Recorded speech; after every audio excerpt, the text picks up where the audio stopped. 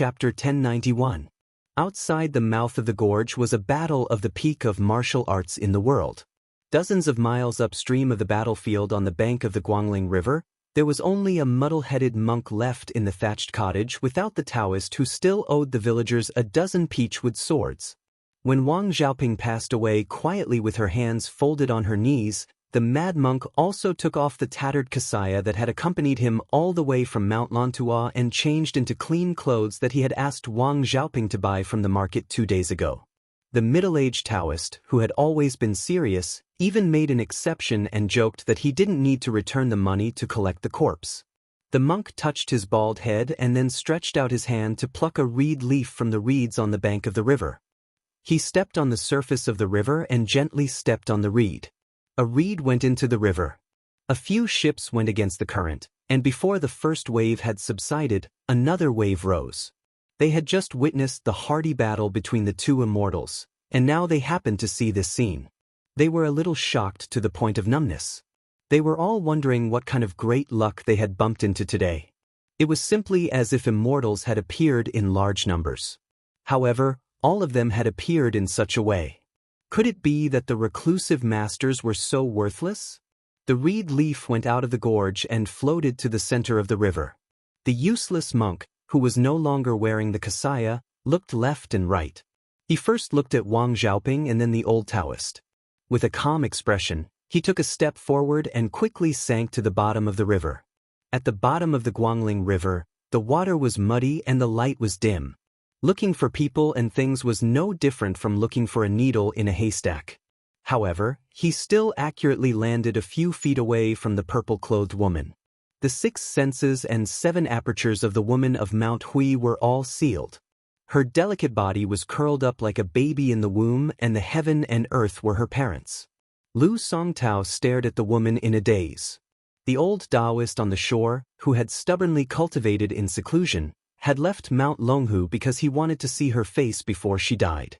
Going forward, the reason why he cultivated in Mount Longhu was also an unspeakable secret that very few people knew about.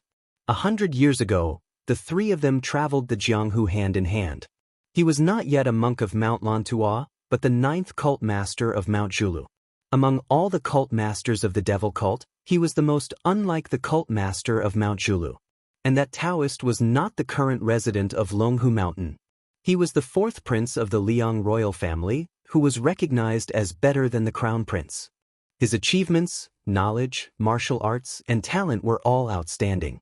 As for the delicate and naive woman who ended up with an extremely miserable life, she did not have a country-toppling beauty, nor did she have an insufferably arrogant background. However, Lu Songtao, who had concealed his identity and traveled in Jianghu, just happened to fall in love with her. Yet, she fell in love with that handsome child named Zhao Huangqiao. Lu Songtao did not mind this. With the 2 of them traveling together, where in the world could she not go? During this period of time, Lu Songtao didn't feel sad as he watched the woman he loved smile sweetly at other men. But when he returned to Mount Zhulu and came out of closed-door meditation, he heard the grievous news that Zhao Huangqiao had single-handedly caused. He silently went down the mountain.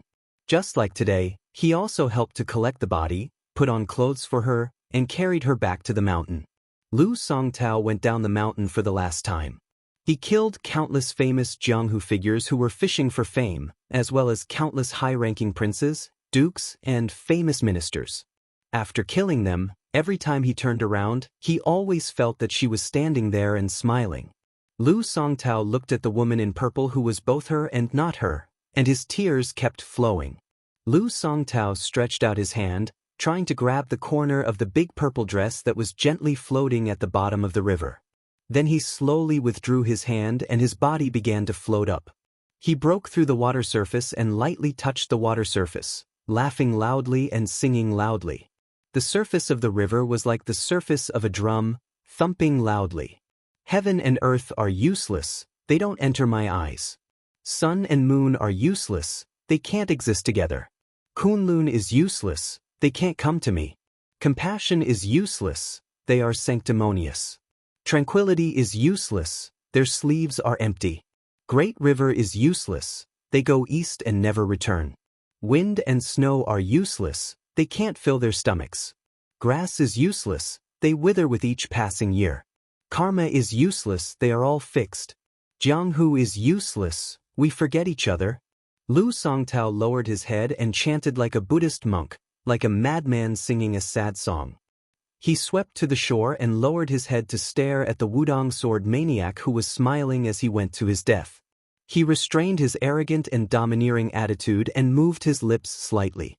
He put his palms together and chanted sutras to send the swordsman off. Lu Songtao opened his eyes and looked around. Then he looked at the sky and laughed loudly. Meditation is useless, how can you become a Buddha? At the same time, Lu Songtao's shoulders shook and his pale face flashed away. Then he glowed with a kind of purple-gold color that only eminent monks who had attained Bodhi in the Buddhist scriptures would have. That shake of his shoulders made this Zhulu mountain cult leader seem like he wanted to shake off a heavy burden that he had been carrying for a long time. The old Taoist Zhao Huangchao narrowed his eyes and his face was gloomy. He had already calculated that Wang Xiaoping's peachwood sword, which had been ready but not released, seemed to be carrying a heavy burden and would be sent west to Wudong Mountain in Bailiang. Lu Songtao, who had hidden in Mount Lantuo for 100 years, also wanted to get involved in this mess? Zhao Huangchao was hesitant. In the end, he still did not immediately stop Lu Songtao from shaking off the invisible object. Before Lu Songtao moved forward, he looked back at Zhao Huangchao, who had been entangled with grievances for 100 years. The two of them looked at each other. Lu Songtao sneered, "You are even inferior to a woman. It was like this 100 years ago, and it is even more so 100 years later. Old thief Zhao, why don't you die?" Zhao Huangchao, who had once gone out of his body and rode a dragon to Mount Quanglu, was silent. Chapter 1092. Back then, Lu Songtao went on a killing spree and swept through the court like a hot knife through butter. It was Zhao Huangchao who half begged and half forced the Taoist master of Longhu Mountain to set up a sacrificial altar and asked the 3 modern grandmasters to kill him with a 10,000-li sky thunder nail. Although they didn't kill Lu Songtao, they succeeded in making this devil cult leader silent for 100 years. Lu Songtao no longer paid attention to this old ancestor that the current Zhao family's son knew but didn't dare to admit. He ran wildly to catch up with Wang Xianxia, who was walking on the shore. He walked out of Mount Lantuo and came to the Jianghu of the Central Plains. Li Dongxin of the 2 Zen temples blocked his way, white dress Luo Yang blocked his way, Zhao Ningxin, the reincarnation of the first grandmaster of Longhu Mountain blocked his way, and countless top heroes of Jianghu blocked his way. This time, he was going to block someone else's way. Wang Xianxia still walked at a steady pace. Lu Songtao quickly caught up with this city master of Martial Emperor City who was 40 years younger than him. They seemed to be walking side by side, but Lu Songtao was actually flying with the wind and his feet didn't touch the ground. Wang Xianxia didn't turn his head and said calmly, "Things are different now. 100 years ago, Lu Songtao was the undisputed #1 in Jianghu. 100 years later, not to mention someone's sword skills, even the living Dong Tai's sword skills are slightly better than yours. Are you really going to stop me?" Lu Songtao smiled and said, "Isn't it a good thing that Jianghu and Jianghu are compatible with each other?" Wang Xianxia didn't comment. Lu Songtao looked into the distance and continued, "As for what you're thinking, you're hoping that the Jianghu under our feet will prosper for 100 years and not die for 1,000 years. It's not that I don't know, but each generation has its own destiny and can't be forced. Just like those lobbyists and roamers in the Qin dynasty, they were all like wandering dogs. Who would have thought that later on, there would be so many powerful clans? They were destined to become a cancer in the eyes of the later generations. What you, Wang Xianxia, think is good in others' eyes. You've won the Jianghu of several generations by yourself, and you're still not satisfied? It's not a bad thing to just ascend and be a celestial being in the heavens and let your descendants walk their own path. You may want to say that Li Yufu of Wudong is more superfluous than you, but he is after all a member of the 3 sects and has just entered the secular world. As for Su Fengyan, his identity is even more special. He is very different from you. How can you compare the two of you?" Wang Xianxia sneered. "Eating Huang Longshi's leftovers and helping Huang Longshi do evil, is it really reasonable to rely on your identity as a reincarnated celestial? Wang Xianxia doesn't believe in this. If there's any justice, I'll have to wait until I ascend before I have the mood to listen to it. Lu Songtao smiled and said, I've heard a lot of rumors about you these days. You're different from me and Gao Shulu from 400 years ago, who killed every expert in the world on sight. Be it good or evil, you rarely kill. It's true that people who walk different paths can't make plans together. Wang Xianxia snorted. Su Fengnian has worked hard to accumulate good cultivation. Instead of wasting it under Beimang's iron hooves, it's better to fight with me fair and square. After all, there are still people in Jianghu who remember him as the king of Bailiang. Otherwise, with the Zhao family's *T conduct, not to mention leaving their names in the history books, even the unofficial history books compiled by private people wouldn't dare to mention them. Lu Songtao frowned and asked, Aren't you worried that once Beimang's iron cavalry breaks through the northwest gate and invades the central plains, how many people will die even if it's only 10 years of war? It won't be much less than the Great War of Spring and Autumn, right? Wang Xianxia said calmly, What does the separation of the world have to do with me? Lu Songtao sighed with emotion. Didn't Huang Longshi say that every man is responsible for the rise and fall of the world? Wang Xianxia sneered and said, He's just using his mouth and tongue to say a few good words. If others don't criticize him, do you, Lu Songtao, really think it's useful? If you were on the celestial list 100 years ago, after I ascended, the first thing I would do would be to knock you down to earth. Lu Songtao didn't get angry. After a moment of silence, he was amazed, happy, and admiring. For a moment, all kinds of feelings welled up in his heart. He even forgot to ride the wind and didn't dare to make a sound. He only said in his heart, I know what you want, Wang Xianxia. After I ascended, I, Wang Xianxia, will personally guard the divine gate and won't let the celestials interfere with the world. However, the martial artists in the world can still ascend. So you, Li Yufu, are simply drawing legs on a snake. Wang Xianxia didn't stop. His words came into Lu Songtao's ears from afar. Since you've already prepared your power, if you want to block my way, you don't have to care about the sword wound. Lu Songtao silently said the word, good, and floated forward again. He passed Wang Xianxia and stopped dozens of feet away from him. He lowered his head and put his palms together. Lu Songtao looked free and easy, as if he was truly relieved of a burden. He said to himself, hiding in Mount Lantua, I can live an ignoble life. After 100 years, I can see the person I miss. It's time for Lu Songtao to be pious and offer a joss stick for the orthodox Buddhism. Bodhisattva Dharma forms fell from the sky. They stood between Lu Songtao and Wang Xianxia. This was Lu Songtao's blocking the road. Falling sword style. After offering a joss stick, the Bodhisattva sword fell.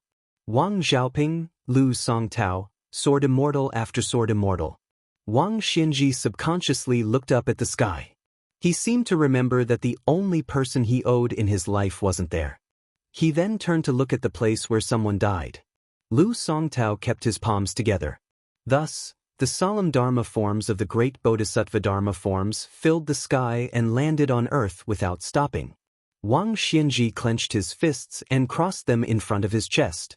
He took a deep breath. The Dharma forms landed from far to near. They were continuous and became more and more intense. They had already set up an inescapable net around the hemp-clothed elder. Wang Xianxia stepped on the left and right side of him. He was already invincible in the world. So what?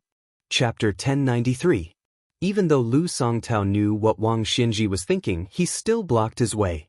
With a falling sword style, countless Bodhisattva Dharma appearances were summoned and trapped Wang Xianxia. There were high and low Bodhisattva Dharma appearances. Some were so clear that they could be seen, while others were vague. Among them, there were 4 Bodhisattva Dharma appearances that were the most majestic, guarding the 4 directions. There was Guanyin, who removed the suffering of all living beings, Manjushri, who was pure and untainted, Samantabhadra, who had no intention of turning back, and Ksitigarbha, who wished to become a Buddha after saving all living beings. Among them, Samantabhadra was the most vivid and amiable. It was due to Wang Xiaoping's sword heart that would not back down no matter what. After Wang Xianxia stepped on the ground, he abruptly withdrew his fists. With him as the center, an aura that was strong enough to overshadow the surging waves of the martial emperor's city gushed out without restraint. Wherever the aura touched, regardless of whether they were on the ground or still in the air, most of them collapsed with a loud bang. Some of them were on the verge of collapse, obviously showing signs of collapsing. Only the 4 bodhisattvas remained motionless. Manjushri even opened his golden mouth slightly, chanting scriptures. Above his head, there were vaguely fairies with long sleeves flying around. Between heaven and earth, golden light overflowed and fluorescent, as if they were in a Buddhist land on the other side. The strongest person in Jianghu 100 years ago met the strongest person in the present. This magnificent battle had indeed reached a level that was not recorded in ancient books and unimaginable by modern people. Wang Xianxia did not use his qi to form swords or sabers. His figure turned illusory and punched in all directions. Before the phantoms could merge into one, a snow-white flowing light bypassed Manjushri Dharma appearance and rushed to Lu Songtao, who was meditating. Behind Lu Songtao, an Akalanatha of esoteric sect appeared, looking angry. After being hit by Wang Xianxia's body, Lu Songtao's sitting posture did not change at all, but he slid back 100 feet. After another hit, there was a thunderous sound. Lu Songtao, who was sitting on the ground with his palms together, retreated again and again. However, when he and his Dharma appearance were retreating, the Akalanatha let out a muffled roar. If the people were stubborn, they would have been awakened by the roar. If they were stubborn demons, they would have been scared away. Unfortunately, the one who came was Wang Xianxia, a warrior who could compete with the immortal Lu Dongxian. For the third strike, Wang Xianxia, who was standing, kicked Lu Songtao's forehead. He directly kicked the cult master of the devil cult, who had put down the butcher knife and sat on the ground to cultivate Buddhism for 100 years, into the ground. The Dharma idol of the Akala wisdom king sank deep into the ground, only revealing the frightened face that was on the verge of collapse. At the same time, the 4 bodhisattvas in the distance turned into fireflies and slowly rose into the sky. Wang Xianxia stopped her simple but invincible attack. For the first time, a trace of anger appeared on the old man's face. He asked in a deep voice, "Do you know that someone has a wish?" Lu Songtao, who was still on the ground, stood up, turned around, put his palms together and bowed. He took the initiative to disperse the last Dharma form. Then, he slowly walked on the slanted mud road that was as flat as a sword. He stood in front of Wang Xianxia, nodded, and replied softly, "I hope that everyone in the younger generation can open the gate of heaven with a sword." Wang Xianxia said indifferently, "I'm just an old man who only has Jianghu in my eyes." Lu Songtao thought for a while and said calmly, "You think that the rise and fall of the world is the responsibility of kings, ministers, and scholars. If they do well, they can't bear the burden of peace and prosperity. People in chaos are worse than dogs. Anyway, you, Wang Xianxia, only take the burden of martial arts. But what you think, I also have my own thoughts. In the end, it's because our paths are different, so our plans are different. In order to win the world, the 2 dynasties of Liang and Beimang lacked military provisions and money, so they used all kinds of banners to destroy Buddhism. Not only did they let the Daoist priests seal the mountain gate of the 2 Zen temples, but they also destroyed countless temples and scriptures. Not only that, they also tried their best to eradicate the inheritance of Buddhism. Lu Songtao wanted to burn a stick of incense for Buddhism at this time and place. It's not that I, Lu Songtao, want to flatter the young vassal king of Bailiang, but I want to do my best for Buddhism. I want to protect the last pure land as much as possible. Even if it's just to let a monk have a place to stand, it's also a good thing." Wang Xianxia waved her hand. "I still have to hurry, so I don't want to waste my breath on you." The purple gold color on Lu Songtao's face was unstable. He suddenly asked with a smile, "Wang Xianxia, how much effort did you put in?" Wang Xianxia didn't answer, but asked back, "To stop or not to stop?" Lu Songtao turned sideways and stretched out his hand. "Since I, Lu Songtao of Zhulu Mountain, have no more requests, I've already let go. Besides, taking off the kasaya doesn't mean that I'm no longer a monk. I can't die for the time being. Besides, you may not be able to kill that person." Wang Xianxia didn't say anything and brushed past Lu Songtao. In the end, Lu Songtao still didn't know if Wang Xianxia had put in all her effort, but he didn't expect it either. It was enough if she had done it. 100 years later, the water level of Jianghu was much higher than before. He came a little late, but at least he wasn't too late. Lu Songtao walked to the shore of Guangling and cupped a handful of murky river water to wash away the bloodstains. He wanted to carry Wudong Wang Xiaoping on his back, but he lost his balance and sat on a pile of wet stones. He sighed and got up with difficulty. He looked to the south. It's a pity that the peach blossom sword god, who I've only heard of but never seen, probably won't come. Lu Songtao endured the stinging pain and rushed to find Wang Xiaoping. He bent down and carried this Wudong Taoist priest who could overlook the sword forest after Dong Tai. He straightened his back and said softly, "Gao Shulu's body, your peachwood sword, and my Buddhist fate. Together, the odds of winning are still not high." Lu Songtao smiled bitterly. Is it unfortunate that there's such an old man suppressing Jianghu? Or is it fortunate? It's fine for us, but that vassal king must be very unfortunate. On the other side of the river, Zhao Huangchao was nowhere to be found. At the bottom of the river, the woman who was lucky enough to survive the battle was still there. Lu Songtao stared blankly at the rolling East River, silent. Thinking back to those years, she used to laugh and say that there were partridges in the south of Jiangnan, and that she couldn't do it. Chapter 1094. Lu Songtao closed his eyes and silently chanted Amitabha. After opening his eyes, he strode forward. Wang Xianxi's fists were like rainbows, striking the purple clothes of Mount Huishan to the bottom of the river. Then she blocked the sword of Wang Xiaoping after she died. She even got rid of the demon-turned Buddhist Lu Songtao in one go. In one day, she had fought with 3 top masters in succession without too much trouble.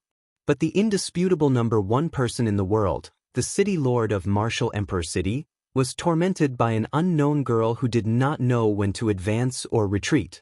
The first inexplicable attack happened at the end of the Songxian River, a tributary of the Guangling River. At the time, Wang Xianxia was surprised that before she leapt out of the river he did not sense any trace of her. The old man was just curious. Towards her vicious hand chop, it was more of a senior's appreciation of the younger generation. He was not angry at all. After dodging, he did not pursue. Watching the girl's figure disappear into the distance, he bent down and left the battlefield. He ran like a fox, extremely fast. The main thing was that she came and went in a hurry, almost not affecting her chi. It was not easy. At the time, Wang Xianxia only thought of a rumor that had been widely spread in Martial Emperor City. The former 11th in the world, Wang Mingyin, was killed by a young female assassin's sinister hand chop. At the time, Wang Xianxia did not pay much attention to it. Later, when she received a secret that was absolutely true, she remembered this assassin. She took the opportunity to kill the gatekeeper of Great Peace City, the celestial phenomenon expert Lu Haosher. She must be the little girl who came to make the 4th stone. For homophonic death. Little girl, this is not very auspicious. At the beginning, Wang Xianxia felt that the girl was quite interesting. If they met, she could chat with her for a while to relieve her boredom. After half a year, they met for the second time. It was on a post road near River Prefecture. Wang Xianxia was walking slowly under the shade of a willow tree. A caravan of merchants passed by.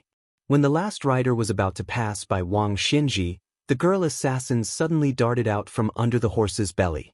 She ran close to the ground and then leapt up quickly. Again, with a hand chop, she stabbed towards Wang Xianxi's heart. Wang Xianxia grabbed her wrist and threw her out. Her delicate body smashed through a willow tree that was as thick as a blue and white flower bowl. Wang Xianxia originally thought that the girl would know the severity of the matter after 3 times. Unexpectedly, in the middle of the night, a sneak attack followed. Wang Xianxia closed his eyes and rested in the wilderness. He sat and slept for a full 6 hours. It wasn't until midnight that the young girl broke out of the ground 10 feet away. Even Wang Xianxia didn't know how she guessed that he would sit and rest in that place, because no matter how profound the Chimen Duanjia was, it was impossible to make any undetectable movements under his eyes. This time, Wang Xianxia, who did not care whether he was asleep or awake, still turned his head slightly hurriedly to avoid the girl assassin's hand chop. In the first fight, Wang Xianxia had already confirmed that the girl's hand chop was very strange. It was a novel technique that he had never heard of before. It was clean and neat and was good at breaking gang qi. Even the body of an ordinary martial artist in the Vajra realm might not be able to withstand it. Moreover, the girl's hand chop was almost masochistic. Therefore, in the moment before the hand chop succeeded, she could burst out a unique, mysterious finger technique. It was similar to the peeling skin and tendons of the human cat Han Xingxian. It could be said that her hand chop could easily kill Jianghu masters below the first rank. However, her original intention was more abnormal. She aimed to assassinate celestial phenomenon and land immortal in the latter two realms of the first rank. Who in the world could have taught such an unreasonable killer? Therefore, in the third fight, Wang Xianxia, who had been sitting cross-legged, turned his head sideways to avoid the hand chop.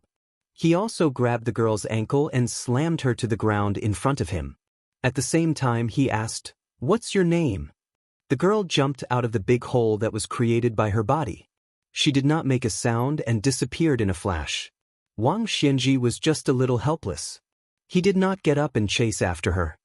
He treated her more like a naughty child with a bad temper. Soon, Wang Xianxia's helplessness turned into annoyance.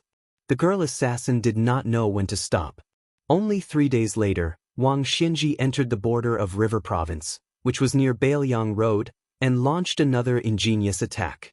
Wang Xianxia was drinking water from a deep well. The girl slid out along the wall of the well without warning and stabbed her hand chop toward Wang Xianxia's neck. Annoyed that she did not know what was good for her, Wang Xianxia hit her head with his elbow. She fell to the bottom of the well and fell into the water. Wang Xianxia did not show too much mercy with this elbow. Even if she was a first-rank Vajra realm master, she would have to cultivate for a year and a half before she could get out of bed and walk. However, the girl assassin, who later appeared with a pale face, still diligently carried out the fifth assassination. Wang Xianxia walked in the downtown area. The girl in ragged clothes rushed out from a dark and narrow alley. This time, Wang Xianxia directly punched her head. The girl's head fell back and crashed into a restaurant. She broke an outer wall and a few tables. She slumped against the inner wall of the restaurant. Wang Xianxia said coldly, "Next time, you will really die." The stubborn girl pressed her weak back against the wall and tiptoed on the ground. She tried to use this as a support to stand up. However, she sat down again after standing halfway. She did not know how many times she did this, but it was all in vain. Half a day later, it was the last time. Wang Xianxia walked on the post-house road at the border of the two prefectures. He could already see the boundary stone that connected the two prefectures. Next to the tall boundary stone, there was a girl. She was still wearing a slanted mink hat and carrying a sunflower. She just stood there. She seemed to be foolishly trying to guard herself. The girl snorted. She did not have the strength to assassinate anyone. She had no choice but to stand in his way. Then, she raised her arm and wiped away the blood that had seeped out of her nose or mouth. She gently placed the sunflower on the boundary stone. Then, she carefully took off her mink hat and pulled out an old pearl hairpin. She placed them together with the sunflower that was far from its golden color. Chapter 1095. Numerous riders galloped out of Great Peace City. They were all the best posthuman of Liang. The posthuman they rode was actually the emperor's beloved Fergana horse. The posthuman riders galloped wildly on the imperial street. Everywhere they passed, no one dared to stop them. The leader of the courier riders carried an urgent imperial edict that was 800 li away. The imperial edict did not follow the rules of etiquette. Other than being stamped with the national seal of Emperor Liang, there were only 4 words on the golden silk: fight or retreat. When the courier riders galloped out of the city, there just happened to be a person slowly walking through the southern city gate. The Fergana horse actually passed right through this person's body. There was no scene of the person being thrown off his horse, nor was there a scene of flesh and blood. The rider continued south to deliver the urgent secret edict. The visitor from Great Peace City still entered the city unscathed. There weren't even any soldiers patrolling the city to capture this person. All of the soldiers and commoners near the southern gate ignored him. After he entered the city, he went all the way to the Shima Wei courier station and stopped under a dragon claw scholar tree. He saw 14 men with sabers walk out of this courier station that was specially provided for the soldiers of the Su family. They all mounted their horses and headed towards the imperial city. The young man under the dragon claw scholar tree followed behind like an immortal riding the wind. From beginning to end, no one looked at him. However, he recognized them, or rather, he could guess their identities. The leader of the group was an old man called Wang Lin. He came from the grasslands of Liaodong and was a fierce general under Su Zhao's command. He was 60 years old and had become a third-rank high official in the capital 2 years ago through his own military achievements. It had to be known that at the beginning of summer last year, Su Zhao had only been a second-rank high official. The last rider was Zhu Changfu, who came from the horse bandits of Liaoxi and was the founder of the fish drum camp. He had not recovered from his heavy injuries and was temporarily in the capital. He was unable to follow the cavalry of the Su family down south. Next was the surrendered general Zhang Dujin. In the end, he retired from the position of commander of the Lotus Seed Camp. Qin Yun was an old soldier and had only been a high official, like a sergeant in his entire life. Zhao Fengyang, a native of Jizhou, was the most senior scout in the Su family's army. Ever since he was shot in the back by a poisonous arrow, he would fall ill every time it rained. The pain seeped into his bones, so he had no choice but to retire from the army. Song Kaiwan, nicknamed Shaking Head Scholar, had studied for a few days and liked to shake his head when talking with people. He used to be the military advisor of a group of bandits in Liaoxi. However, he ran into Su Zhao, who was still a lieutenant at that time, and was wiped out.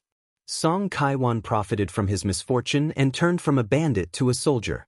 As he grew older, he found it harder and harder to ride a horse, so he opened a restaurant in Great Peace City.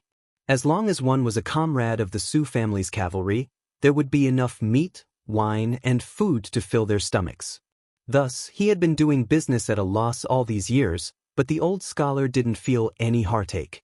He was always nagging at his wife and children. In total, there were 14 of them. They were all old men who had luckily survived the rain of spears and arrows. They should have spent their later years in the capital. At this very moment, the two northern regimes that historians would call Northern Han and Eastern Yu had been destroyed one after another. During this period, Su Zhao first forced the death of Northern Han's great general Fan, who had the reputation of being the divine wood of the great Han. Like a hot knife through butter, he led his army to break into the imperial palace and rode his horse into the throne room. On the other side of the southern expedition, Lu Shengxiang led 1,000 cavalrymen into Luzhou on a snowy night, opening the door to Eastern Yu in one fell swoop. Gu Jiantang easily captured half of the country without shedding a drop of blood. Next to the bed of the Zhao family in Liang, there were no outsiders sleeping soundly. Afterwards, the Zhao family's sons stood on the side of Su and Gu, two young and strong military officers who had rendered meritorious service. Against the objections of the masses, he insisted on a decisive battle that would decide the fate of the world with Dechu, whose soldiers and majestic armor were not inferior to Liang's. However, after the Battle of Jinghe, the battle to the death at the imperial concubine's grave, and several major battles in succession, Liang's troops, who had always held the absolute advantage in the previous battles, began to suffer setbacks one after another. Until the two armies confronted each other at the Western Wall, neither side dared to claim that victory was in their grasp. Moreover, Dechu had the war Saint Yi Baikui, who was known to be victorious in 100 battles, personally holding the line. The people in the Liyang imperial court began to waver. Following Su Zhao's holding back for a long time, the rumors and slanders in the capital covered the sky and covered the earth. There were even several extremely important secret spy reports that were sent into the imperial palace with irrefutable evidence. The Dechu emperor's personal sealed secret letter was placed on Su Zhao's desk in the barracks. He wanted to rule the world together with Su Zhao, who had suffered grievances in the Liyang imperial court. The pro-war faction in the imperial court that advocated first conquering Dechu and then conquering the world did not have many people to begin with. With the two armies facing each other at the Western Wall, Victory and defeat were hard to predict. If they lost, they would lose the entire northern territory that they had fought so hard to conquer. Even Gu Zhentang, who the imperial court had placed high hopes on, began to choose to remain silent and slow down the speed of their advance to the south. As a result, no one in the Liang imperial court was willing to speak up for Su Xiao. All of Su Xiao's past acts of overstepping his authority were listed out. All of the civil and military officials in the imperial court urged the emperor to quickly recall the 300,000 troops that Liang had stationed at the western wall. Otherwise, if Su Xiao harbored any thoughts of rebellion, not only would he be able to fight for the world with Dechu, even Liang's assets would be overturned. The old man, Wang Lin, sat high on his horse. The imperial city gates in his field of vision grew taller and taller. His horsemanship was skillful. Although he had been living in Great Peace City for the past few years, he had never fallen behind. The old man tilted his head and fiercely spat at the imperial street. He stretched out his thumb and habitually wiped the corner of his mouth. He muttered, "You bastards are all acting like you're dying in front of the emperor. If you're not wearing mourning clothes, you're making people carry your coffins. There's even someone who pretended to ram his head into a beam in the throne room. In the end, your mother, not a single one of you died. I'll let you cowards know how the Su family's cavalry lives and how they die." The 14 riders arrived outside the imperial city gates. Wang Lin stopped his horse in the middle and the other 13 riders lined up in a line. Then, the 14 of them dismounted at the same time. They let go of the reins at the same time and touched the necks of their horses. Zhang Dujin grinned and turned to look at Song Kaiwan. Shaking head, scholar, we're all rough men and can't speak. You're the only one who's educated, why don't you do it? Song Kaiwan rolled his eyes and said, "Change to someone with a louder voice." Qin Yun, who single-handedly established the first ascension camp, said softly, "Fuck his mother. I really want to have a chance to climb up the city gates with my brothers and plant our Su family's flag." Zhao Fengyang laughed and scolded, "Son of a bitch, if you do that, won't that confirm the rumors of us rebelling? Shut your crooked mouth." Wang Lin touched the hilt of the saber at his waist and said softly, "It doesn't matter how loud or loud we are. Even if those officials hear us, they'll just pretend they didn't hear us." Even if Song Kaiwan agreed with others, he would subconsciously shake his head and say with a smile, "I, old Song, only know how to come up with bad ideas. I've never been to the battlefield, let alone charge and break through the enemy lines. Why don't I, old Song, go first today?" Jiang Sheng, who had always looked down on Song Kaiwan, gave him a thumbs up and said with a smile, "Scholar Song, you've been cowardly and afraid of death all your life, but this time you're a real man. I, Jiang Sheng, have scolded you many times before, but today I'm convinced. I'll give you a compliment and apologize to you." Zhu Zhangfu laughed softly and said, "It's too late.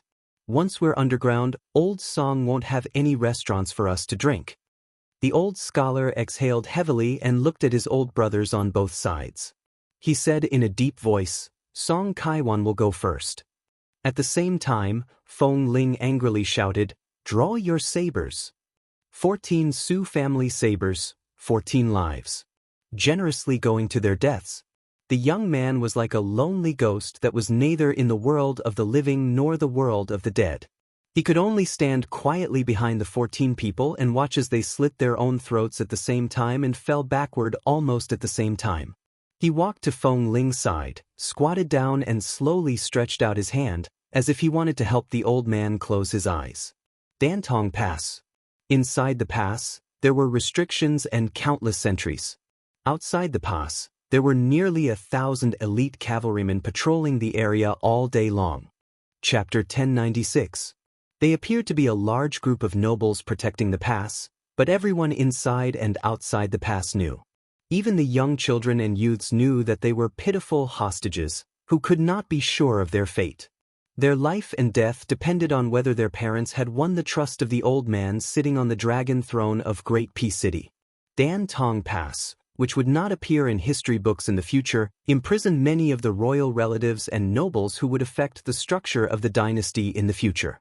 There was the king of Bailiang's concubine Wu Su and the second king of Bailiang Su Fengyan, the only son of the Duke of Huainan Zhaoying, the future crown prince Zhao Zhu, the eldest son and daughter of the general Gu Jiantang, and so on.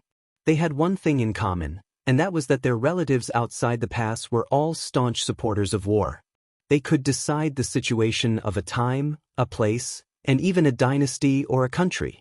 But the most important of these people was undoubtedly the female sword Immortal, the current sword crown of the Wu family, Wu Su. If it weren't for her existence, Dan Tong Pass wouldn't have needed to muster so many troops to guard it. This night, a little beggar ran through the dark alleys with familiarity. He kept close to the shadows of the walls. When he reached the outer wall of a courtyard, he gently pried open a pile of loose bricks and revealed a hole the size of a dog hole. The little beggar sneaked in and picked up 3 small stones. He bent over and snuck under a window. He threw 2 stones on the window paper. When he threw the 3rd stone, he heard a muffled sound of pain. Then a figure jumped out of the window. The little beggar said helplessly, "Little Nian, didn't we agree to open the window after 3 stones?" The companion who was hit by the stone was a child even younger than the little beggar. He had delicate features and a rare northern and southern face. He glared at the little beggar and said in a low voice, "You're so stubborn. You want to learn swordsmanship from my mother?" The little beggar smiled and then grabbed his companion's sleeve. He said anxiously, "My teacher is taking me away from here tonight. Are you coming or not? If you are, let's run together." The scholarly child shook his head and said, "My mother said, it's not that we can't leave, it's that we can't leave." The little beggar felt a headache coming on. "Why are you still speaking in riddles at this time? You're so well read. Are you going to leave or not? I begged teacher for half the night to get this chance. If we miss this chance, we may never see each other again." At this point, the little beggar's eyes turned red. The other child grinned. "I'm really not leaving. The books say that all good things must come to an end. But don't worry, the books also say that it's a small world." The little beggar scratched his head anxiously. Apparently, he was completely confused by this young man. Little Nian chuckled. "You have a teacher? Is he an old beggar?" The little beggar quickly shook his head and said, "Of course not. He was a very, very learned scholar." Little Nian smirked. "How big is very big? Are they as big as Sister Swallow's breasts on the street next door?" The little beggar said helplessly, "Little Nian, are you really not leaving? I really don't care about you anymore. If I don't go back, teacher will be worried to death." The child nodded and asked the little beggar to wait for a while. He jumped back into the house through the window and quickly jumped back out. He was very familiar with it and stuffed a bag into the little beggar's hands. He touched the little beggar's head and said like an old man, "Originally, we said that we would fight together in the future. You are strong, so you will fight in the front. I am more literate, so I will give you advice and advice. Now it seems that we can't. Take this bag of money. When you go out, a hero can't die without a single coin. Hey, aren't you always hungry for chicken legs? Remember to buy 2 when you reach a safe place. Even if I eat them, I will eat them." The little beggar carefully put away the bag and raised his arm to wipe his eyes. Just as he was about to say the secret that his father told him not to tell anyone in the pass, little Nian had already pushed him. "Hurry up and leave. What are you waiting for? After you leave, I will call mother to practice swordsmanship in the courtyard. She might be able to help you a little." The little beggar choked and sobbed. "Little Nian, you must not die. In the future, I will definitely find you. In this life, I will only recognize you as my brother." The child was a few years younger than the little beggar, but he seemed to be far more mature than the little beggar. Instead, he comforted him. "How old are you? You will be with me for the rest of your life." In the history books, those who have achieved great things can even lose their father's wife and son. They are not as wishy-washy as you. The little beggar nodded heavily and turned back to leave. In the shadow of the dog hole, he waved to little Nian. Little Nian waved his hand. After the little beggar left, the child, who had been very indifferent and optimistic, squatted at the corner of the wall. He hugged his knees and secretly sniffed. Suddenly, his head was gently patted. The child was startled and quickly turned his head. In the end, he saw his mother's warm smile. He hurriedly wiped away his tears and said softly, "Mother, Don't tell father that I cried." The woman with unparalleled appearance brought her son to sit by the window. She laughed softly and said, "Little Nian, you must remember that men do not cry easily. That is only because they have not been hurt. When you are really hurt, cry if you want to, don't hold it in your heart." The child uttered a no. The woman smiled and said, "Go, get the sword case." The child excitedly said, "Did mother agree? Okay, I will go right away." The child jumped down from the windowsill and moved the red sandalwood sword case, which was almost as tall as him. The woman came to the courtyard and looked back with a smile. She saw her son struggling to carry the sword case. She took the sword case. The child turned around and trotted to sit on the steps. He held his cheeks and stared at his mother without blinking. Father said with his own mouth that mother could beat 100 of him. The woman raised the red sandalwood sword case and pressed one hand on the top of the case. She did not immediately drive the world-famous Great Liang Dragon Sparrow out of the sword case. Although the famous sword was hidden in the case, the sword power was already surging. A series of sharp screeches suddenly sounded in Dantong Pass. The woman stood with her hands behind her back. The sword case trembled slightly. Wisps of purple sword chi continuously seeped out of the sword case, illuminating the entire courtyard with purple chi. The Great Liang Dragon Sparrow, which made everyone in Dantong Pass feel as if they were facing a great enemy, unexpectedly did not come out of the case for a full quarter of an hour. However, all the armored soldiers and Jianghu experts in Dantong Pass had long been in a panic. Everyone was on edge. Fortunately, for some reason, the woman's sword Immortal changed her original intention of using the sword to break through the pass. This made Dantong Pass feel relieved. To be honest, they were 30% vigilant, 30% fearful, and 40% respectful of this woman who came out of Wu family's sword tomb. They really did not want to face her head-on. In the courtyard, the mother and son looked at each other and smiled knowingly. The child carried the sword case back and put it away. Then he went out of the house and sat with his mother on the steps, looking at the sky full of stars. Meanwhile, a young man who seemed close by but was actually far away was sitting not far away, accompanying them. The child put his head on his mother's knee and asked curiously, "Mother, eldest sister said that after people die, they will become stars in the sky." Second sister said no. "Then will they?" The woman touched the child's head and smiled. "I don't know." The child sighed. "If only I could grow up faster." The woman shook her head and smiled. "It's better if you don't grow up." The child stood up and put his hand higher than his head. He smiled. "Mother, believe it or not, when I wake up tomorrow, I will be this tall." The woman smiled and did not speak. The child raised his hand and jumped a few times. "I will be this tall the day after tomorrow." The woman stood up and stood in front of the child. She raised her hand, which was higher than her own. Then she lowered her head and said softly, "Little Nian, grow up slowly. Don't worry. Sooner or later, you will be this tall." Then she raised her head, looked at that height, and smiled. Behind little Nian. It happened to be the height that the woman gestured. Su Fengnian, who was in an out-of-body state, looked at her with tears streaming down his face. He softly called, "Mother." Chapter 1097. The two armies faced off against each other at the western wall. They had just survived the damned rainy season. The muddy ground gradually hardened. An imperial edict from Tai in city was somehow made public and spread widely. It was like a thunderclap that suddenly exploded on the ground, shaking people's hearts. Su Xiao from Liyang had used most of the Su family's elite cavalry to win the Battle of Jinghe. He had used up all of Dechu's so-called invincible great halberd warriors. His morale was at its peak. He only needed a suitable time to make the final decision at the Western Wall. Then the imperial edict came out. All his efforts were in vain. The encirclement around Dechu had not been completely completed. Now it was even looser. The balance of power that had been exchanged with the lives of hundreds of thousands of Su family soldiers instantly became a precarious situation. The northeast defense line was still fine.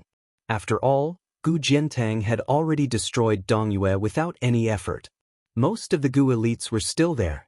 Even if they did not go south to support Su Zhao's army as promised, they were still a blade hanging over Dechu's head.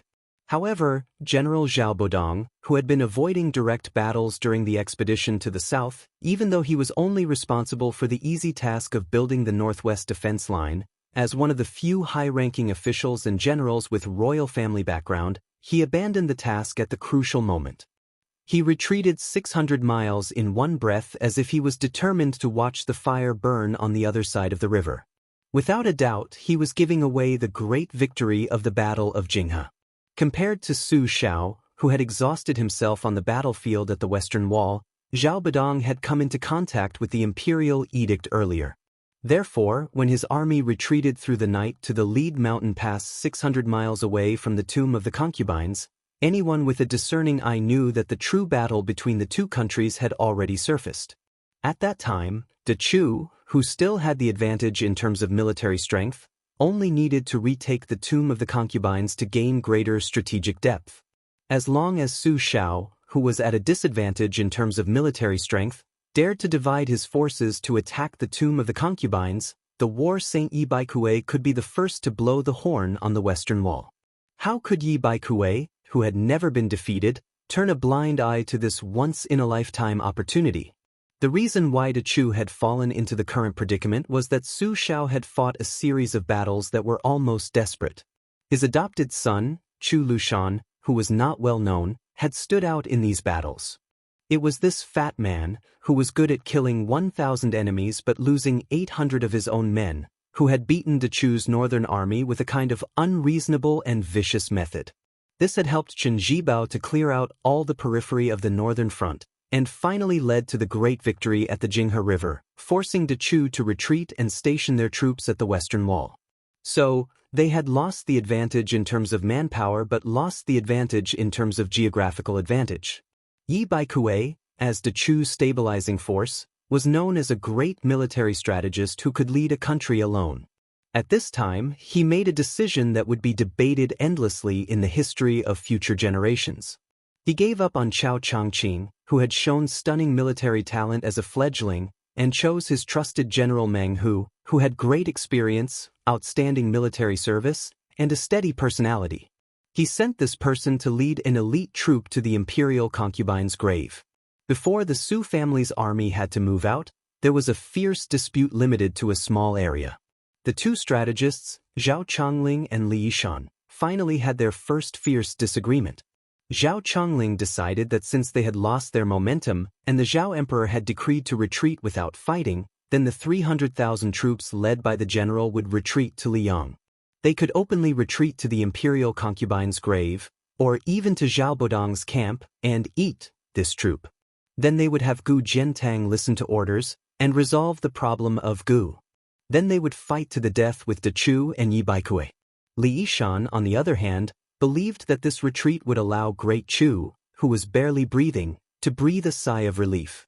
Therefore, Li Yishan suggested that they divide their forces decisively, but at the same time, they could not divide too much. 20,000 was the limit. Zhao Chongling, who had always been gentle and refined, was furious. He scolded Li Yishan for being a child's play. Yi Baikue had clearly learned of the imperial edict and Zhao Bodong's retreat earlier than the general. Dechu had split 40 to 50,000 people from the already crowded West Wall. It would not hurt them. But the general's 20,000 people would hurt the general's chances of victory in the battle between the two armies. It was also a muddle-headed move that was like throwing a cup of water on a burning cart of firewood. It was the same as going to the imperial concubine's grave to die for nothing.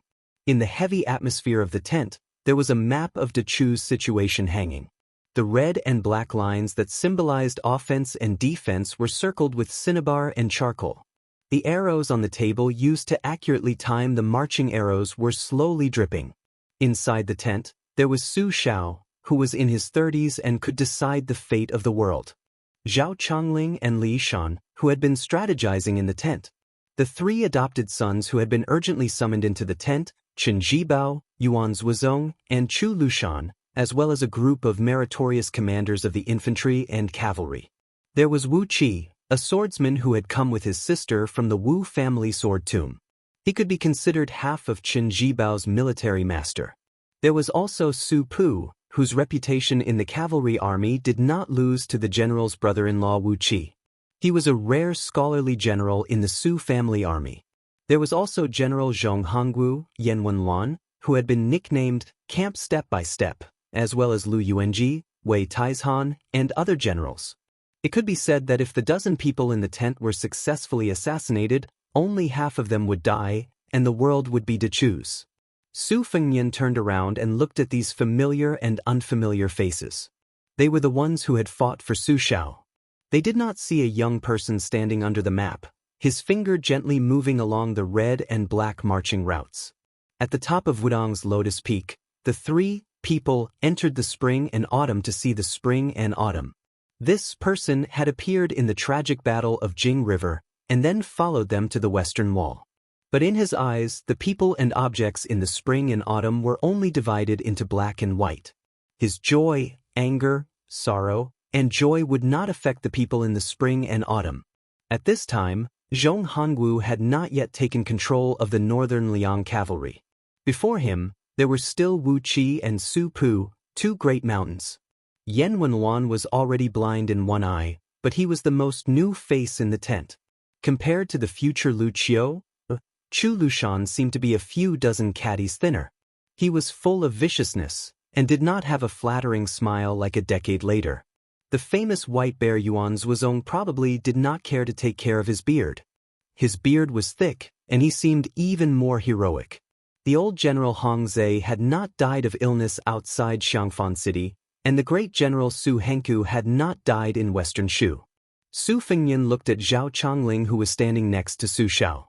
He looked at the side profile of this strategist from Dechu's Guangling Green Pavilion Zhao family.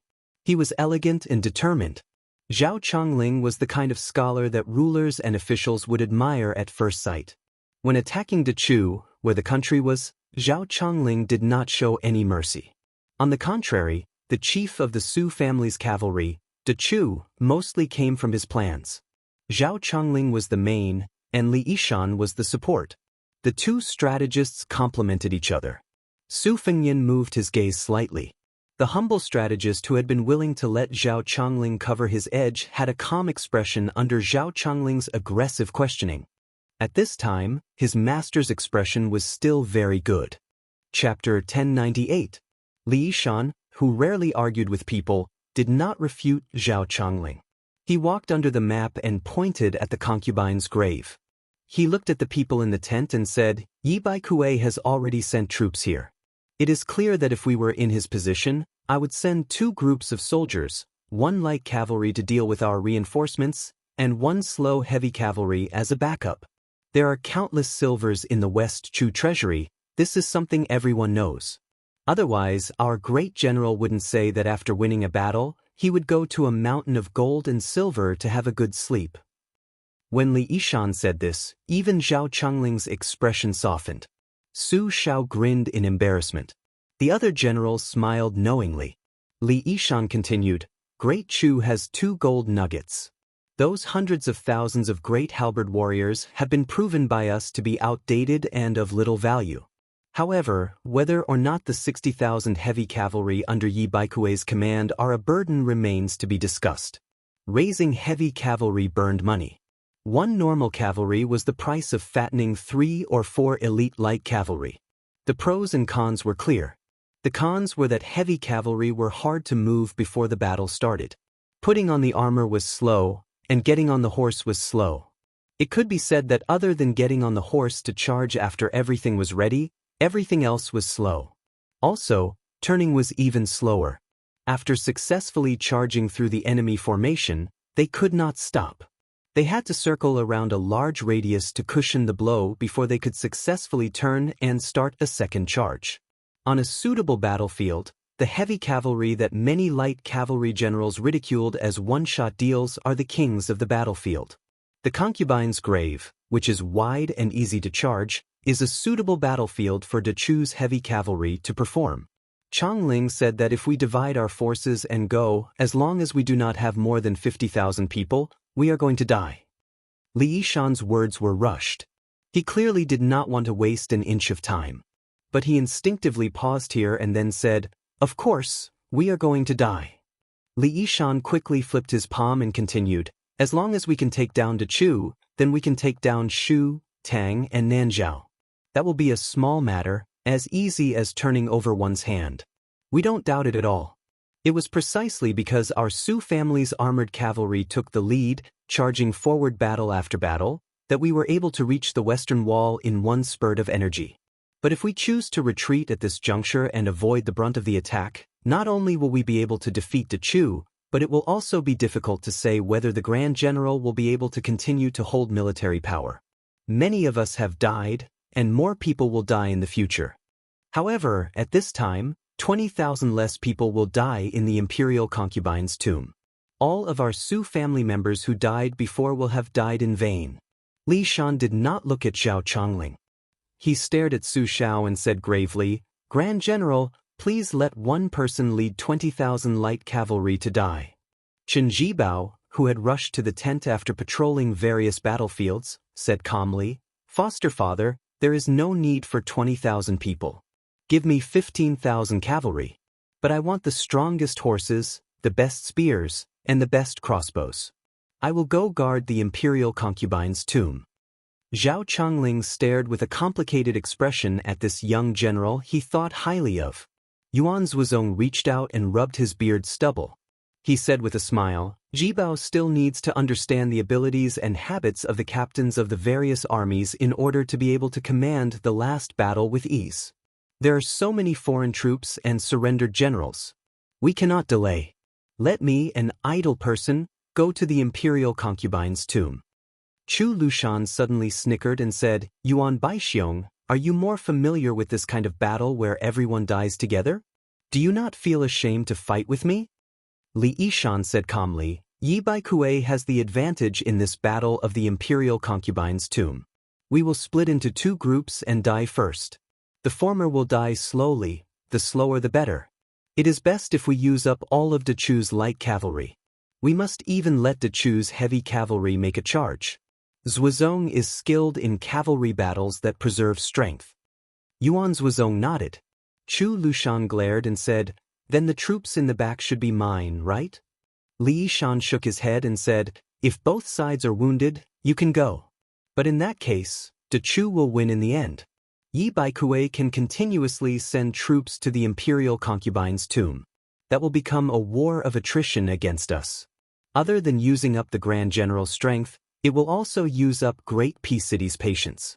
But we cannot afford to lose in any aspect." Chen Jibao said with a smile, "I will go. Give 15,000 cavalry to Zhuozong. I only need 5,000 in the back. As long as Zhuozong can delay until Chu's heavy cavalry enters the battlefield, I can guarantee to eat them all so that Yi Baikue will not dare to use a single soldier to touch the imperial concubine's tomb." Zhao Chongling said worriedly, "What if Yi Baikue suddenly starts a decisive battle now?" Commander-in-Chief Su Shao gently patted the shoulder of this strategist, who had the reputation of watertight, flawless planning, and laughed heartily. "Didn't the spy report say that the big trouble, Chao Chongqing, is still in the south? Since Yi Baikue didn't use this person, it means that he probably doesn't dare to fight too early. What's more, he has the advantage now. He is a big shot of the Great Chu. There is no need for him to gamble with us, a group of barefoot paupers." The elegant Zhao Chongling had a bitter smile on his lips. In the end, he did not persist in his opinion. It was said that before the troops and horses moved, the provisions would move first. But this time, the 20,000 light cavalry had quietly traveled a long distance. Other than carrying some provisions, they did not make any extra movements. In order to fool people, Chen Jibao even rode his horse to the front of the western wall battlefield. He rode alone on a white horse with a long spear. Chu's front army could clearly see this person's style. Yuan Zhuozong led the 15,000 cavalry to the imperial concubine's tomb. Their route was north and then east. Before getting on the horse, Li Yishan walked forward. His lips trembled but he did not speak. Yuan Zhuozong suddenly folded his hands. His eyes were clear, his expression determined, and he did not speak.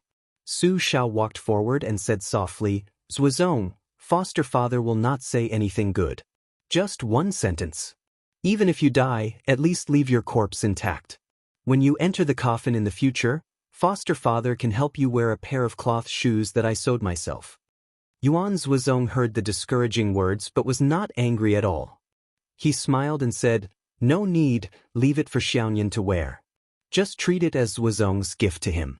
I have not given him anything for so many years. I feel bad." Su Xiao waved his hand and said, "Go." The 15,000 light cavalry quietly left the western wall in the middle of the night.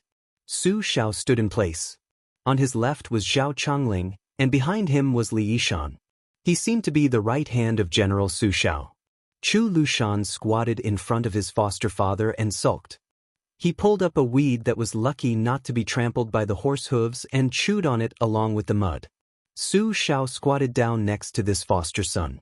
He patted Chu Lushan's head and said with a smile, "As long as we can eat to chew this time, you will be the vanguard to open Shu. Foster father has already promised Zhuozong.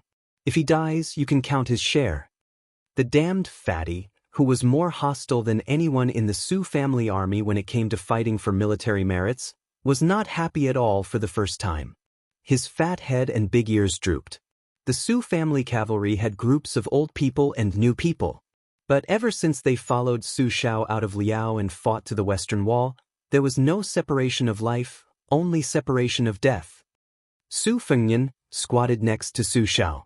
He wanted to tell Chu Lushan and Su Xiao, who was not hunched yet, that Yuan Zhuozong would not die, and they would not lose the battle of the Western Wall. But after that, when the title of king was split and the Bailiang fought Beimeng, there were more separation of life and fewer deaths. Until he, Su Fengnian, carried the Su family flag and faced the million soldiers of Beimeng again. Chapter 1099. The Chu Yutang that once ran like wolves and rushed like boars were now slave thieves who slaughtered dogs and donkeys. All that was left of the majestic spring and autumn period was sadness and laughter. It was rumored that Huang Longshi, the main culprit behind the sinking of the Divine Land, only laughed out loud after seeing the miserable scenes of the scholars running north. He made a few songs to gloat over their misfortune for the future generations to hum. He claimed that not only did the Wulin world have to thank him for reversing fate, the literary world had changed like this because the country was unlucky and the poets were lucky. When the spring and autumn period ended, the scholars ran north. There was only one record of Yong Hui crossing north in the official history of Liang. Jia Mian praised him generously with beautiful words and praised him for being able to pass through Guangling. However, in the history books of Beimeng, there were only 2 times. Other than the simple Yong Hui crossing north, there were more records of the second crossing north before Su Xiao became the vassal of Bailiang. This time, the scholars and celebrities of the Central Plains who were completely disappointed with the Liyang imperial court began to crazily rush into Beimeng, which was now the territory of the Southern Dynasty. Most of the so-called powerful families that occupied the high positions of the Southern Dynasty now fled north in panic like stray dogs. At that time, these big families spared no effort to secretly operate in Tai and city, hoping that the relatively gentle Gu Jiantang would be crowned as the king of Bailiang instead of the executioner with the surname Su. They believed that who would be crowned as the king of Bailiang would decide whether the national policy of Liang would be strict or lenient. However, the result was disappointing. The lame man wanted to be the king of Bailiang instead of an ordinary border official and personally guard the northwest gate of the empire. In this way, they hoped that before the gate was completely closed, they would be able to leave some incense for their descendants in the upcoming revenge by the Liyang imperial court.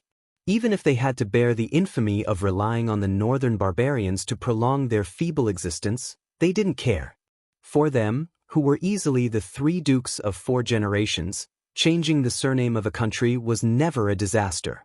Therefore, the destruction of the country was a small matter, but the destruction of the family was a big matter. The noble families lost their old roots one after another. Not to mention anything else, just the ancestral maps of their family tree that had been treasured for hundreds of years were scattered all over the ground during their escape to the north. In the spring rain, a young man squatted by the roadside. He could neither pick up nor flip open those precious diagrams, so he could only look at the page of genealogy that was spread open. The person who wrote the genealogy was obviously a calligraphy master. The handwriting was elegant and did not lose its strength. The words written on the genealogy archive were like pearls. With just a few strokes, he could write down the full picture of the achievements of a certain family ancestor. Then a tired mule carrying 4 gold-lacquered chests trampled over it and crushed the entire manuscript. It sank deep into the mud and the words blurred. The young man stood up. In his eyes, there was an endless stream of people, clan after clan, surname after surname, rushing together from the south to the north. He gently retracted his gaze and saw one of the chests carried by the mule fall to the ground with a loud crash after the rope broke, splashing a lot of mud. The mule driver completely ignored it and only whipped the mule. It was not because he felt sorry for the only ancient book in the chest that had been bought with a lot of money by generations of people, but because the mule's hooves were too slow. After the panicked caravan of horses and mules, the caravan behind them was much more orderly. There were no lowly animals like mules and donkeys. They were all tall horses that were very flashy but not practical in their escape to the north. The caravan was also particularly long, with no less than 400 people. The people riding on the horses, whether old or young, were not as anxious as the caravan behind them. There were even many white-clothed children whose clothes were slightly wet from the spring rain behind the curtains of some of the carriages. There were both men and women. They did not need to hold books in their hands to recite poems and chapters silently. An old man who looked like a teacher in a clan school sat among the children. He closed his eyes and concentrated. Occasionally, he would speak with the students. Su Fengnian, who was dreaming of spring and autumn, did not follow the caravan forward. He stayed where he was until he heard the words, "The woman admires chastity, the man is talented, adhere to elegant exercises, good nobility," and finally, the tall crown accompanies the chariot, driving away the mules and vibrating the tassels. Only then did the sound of recitation gradually dissipate in his ears. The old teacher, who had been silent all this time, only recited once during this period, and could not hide the tears in the old man's eyes.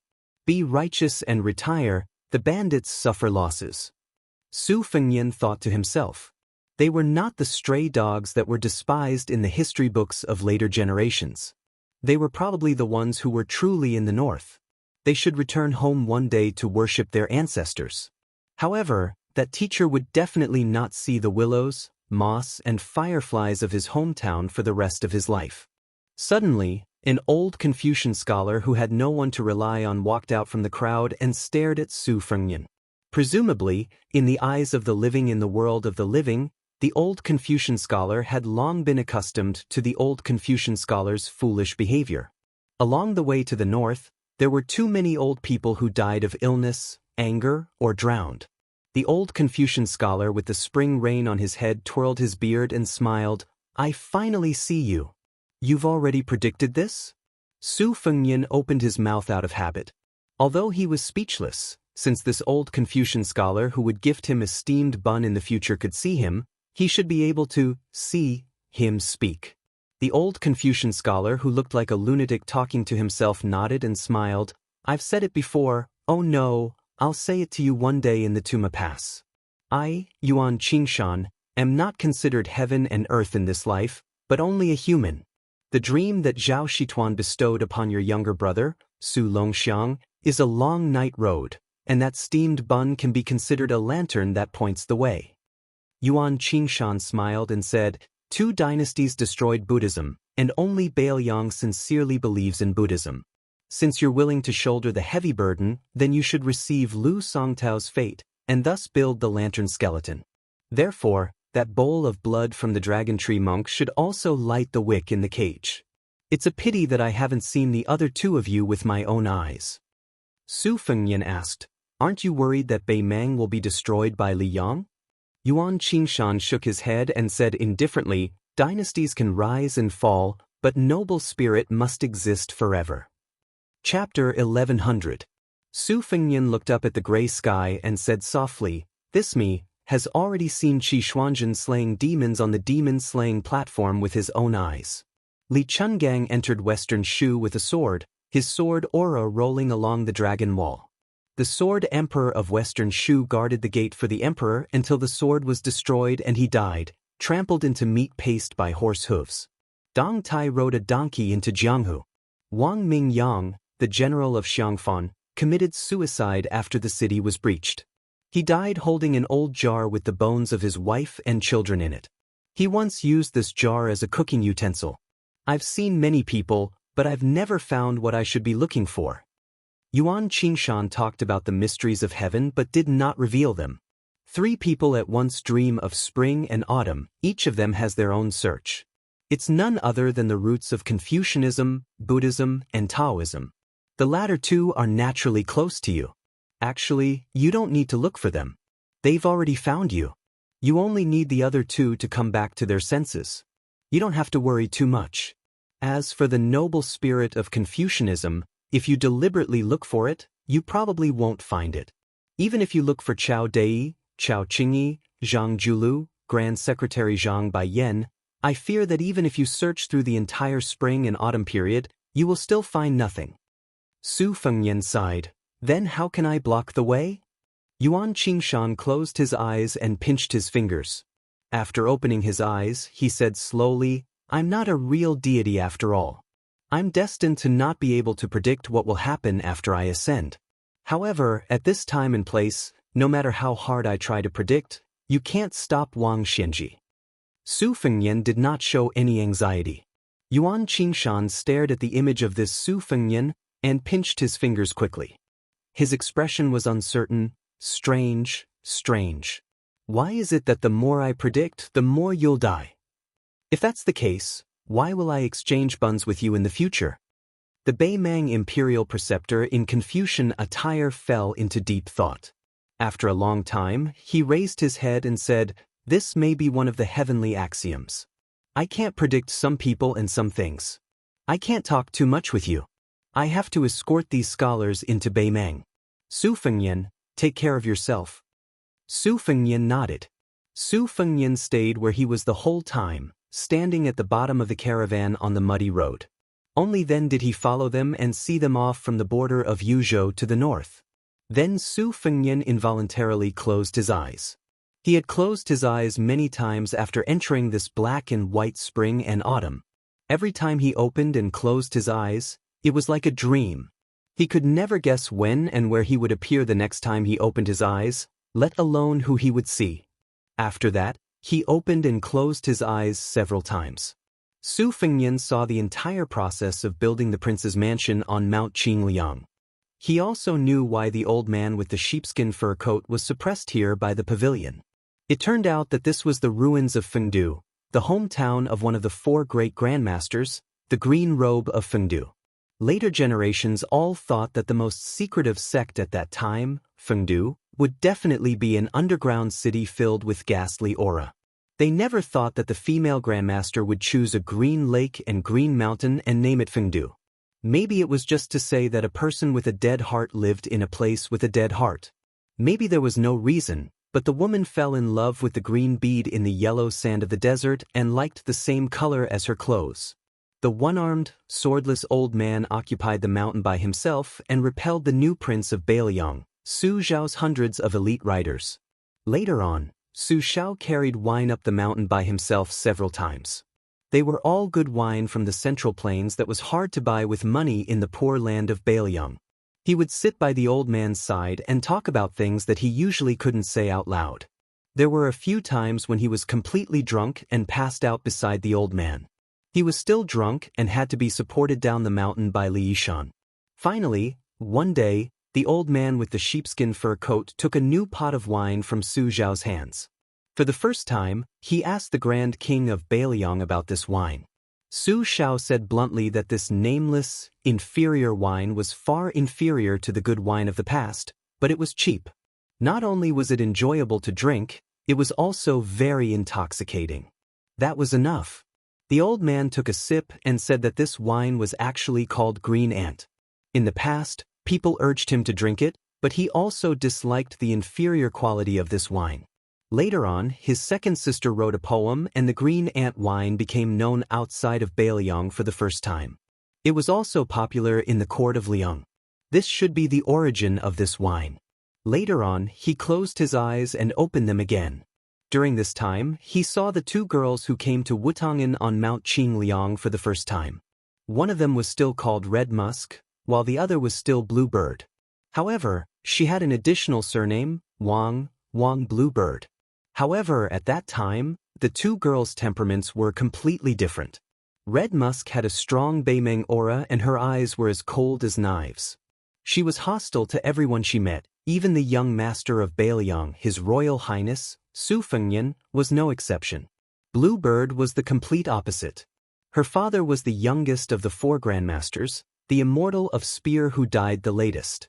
Wang Xiao had a daughter in his later years and doted on her very much.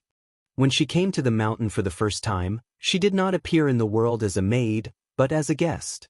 At that time, Wang Xiao's junior martial brother Lu Yanbing, who had not changed his surname, brought the girl into the palace. However, she did not meet the young Su Fengnian. Later on, Chen Zhibao committed treason and murdered his own master. Lu Yanbing had once single-handedly challenged the king of Bailiang, who had 500 cavalry escorts. In the end, he was stopped by Jian Zhihuang after 8 strikes. Su Shao, who had always been very rude to the martial artists of Jianghu, allowed this martial arts genius to leave and gave him 3 chances to take revenge. After using up all 3 chances, Lu Yanbing did not manage to kill Su Shao, nor did he manage to kill Chen Zhibao, who was at the peak of his power at the border. He had become friends with Jian Zhihuang, who had been a coachman for a few years. They met for a drink and Lu Yanbing found out that the old swordsman with missing front teeth who was his natal yellow formation map was actually the junior martial brother of the Sword Emperor of Shishu. At first, he had come to Bailiang to take revenge, but later on, after many killings, he no longer had that hatred. Lu Yanbing casually said, "The emperor and his minister died at the gates of the country, while the swordsman died in Jianghu. The Sword Emperor of Shishu, both of them died for a reason." Old Huang smiled and replied, "That's true, but I can't say such things." Old Huang also said that he quite liked the young highness and would not dislike the smell of horse urine on him. When he looked at people, he was indeed looking at people. He was not like the many aristocrats and princes he had seen in Jianghu, who only looked at people who were well matched in terms of social status and looked at others like dogs. Of course, the most important thing was that whenever this kid went to the stables to take a horse, he would secretly bring a pot of wine for the coachman. He was very happy to see him drink. Old Huang said that this kid always talked about how fun Jianghu was. The coachman said that if there was a chance in the future, he would definitely take him to the real Jianghu. This kid would definitely be disappointed. At this point, Old Huang, who was missing front teeth, could not stop smiling. He accidentally spilled a lot of yellow wine from his mouth. Not long after, Bluebird stopped using that surname. Lu Yanbing also changed his surname to Su and became the old Prince Liang's personal guard.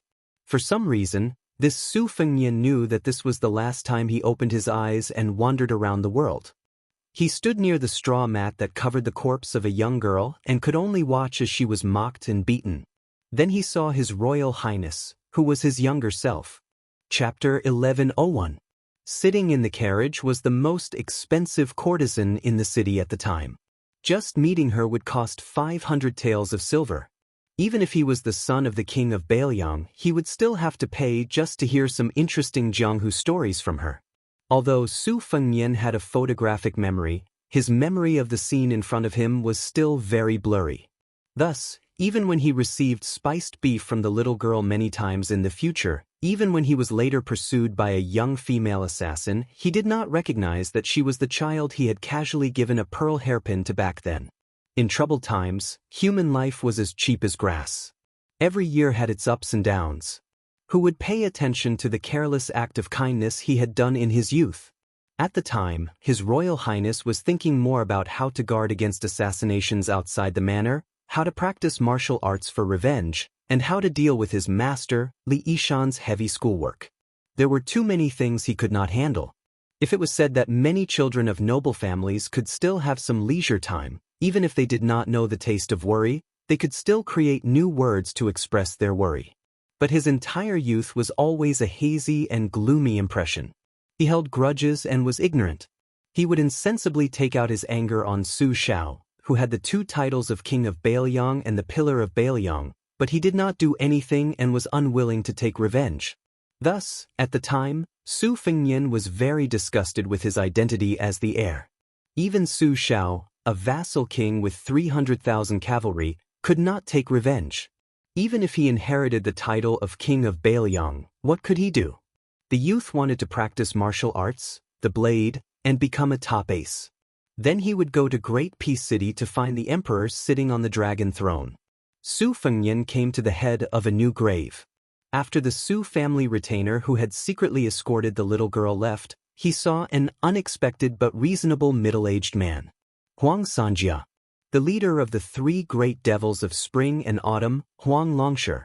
The man who had traveled around Bailiang to plant spies had been carefully observing the young His Highness during this period of time.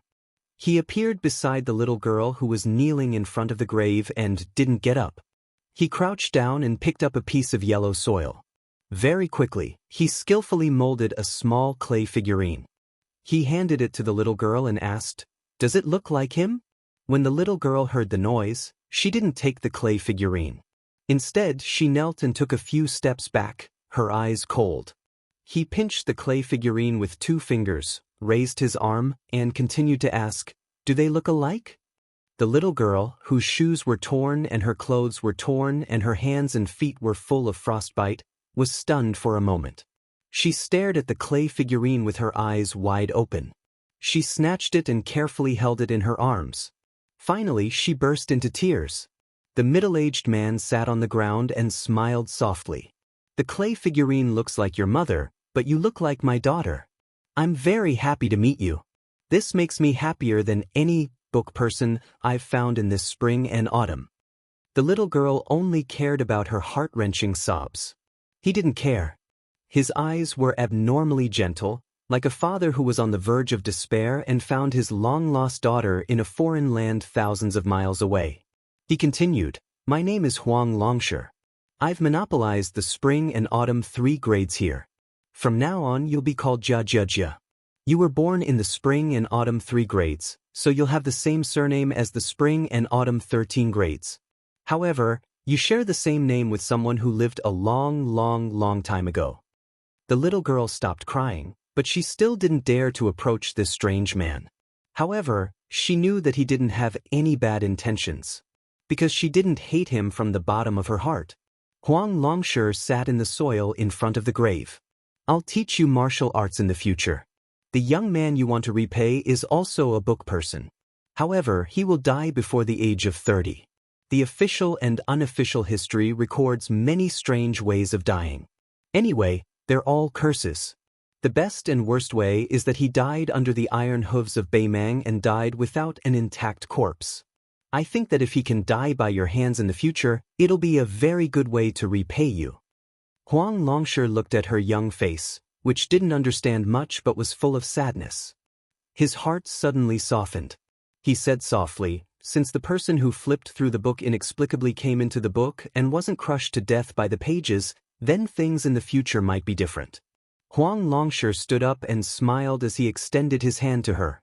The little girl stood up with him holding her hand. Then, she looked at the field of golden sunflowers in the distance, lost in thought. Huang Longshi turned his head and looked at the small grave made of new soil. He sighed. He didn't need to think to know that the grave would be dug up again and again by greedy people who didn't respect ghosts and gods just to take away the beaded golden hairpin. However, he didn't tell her this. The little girl suddenly ran to the field of golden sunflowers. She broke off 2 stalks and placed one in front of the grave.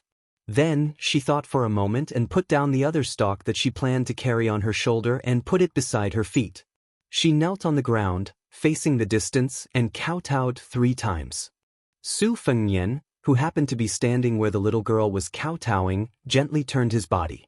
The 1,000-character classic of the 300,000 elementary studies opened with the grand 8 characters, Heaven and Earth black and yellow, Universe primitive and desolate. The universe was then analyzed into the 8 characters up and down for directions since ancient times. The Daoist master Zhao Shituan's Dream of the Spring and Autumn Annals originated from an ancient person who had achieved the Tao in ancient times. This was the essence of the later generation's astral travel. At this moment, this Su Fengnian raised his head and looked into the distance with Huang Longshi, who was now only 40 years old. On the top of Little Lotus Peak, the new Prince Liang, who had never obstructed his physical body from walking and thinking even after 10 astral travels, now looked like a half-dead person who had fallen into a deep sleep. Wudong's Song Jiming, Qin Yi, and Yu Xingrui, who were of the same generation as the sword maniac Wang Xiaoping, took turns guarding outside the pass for Su Fengnian. Chapter 1102.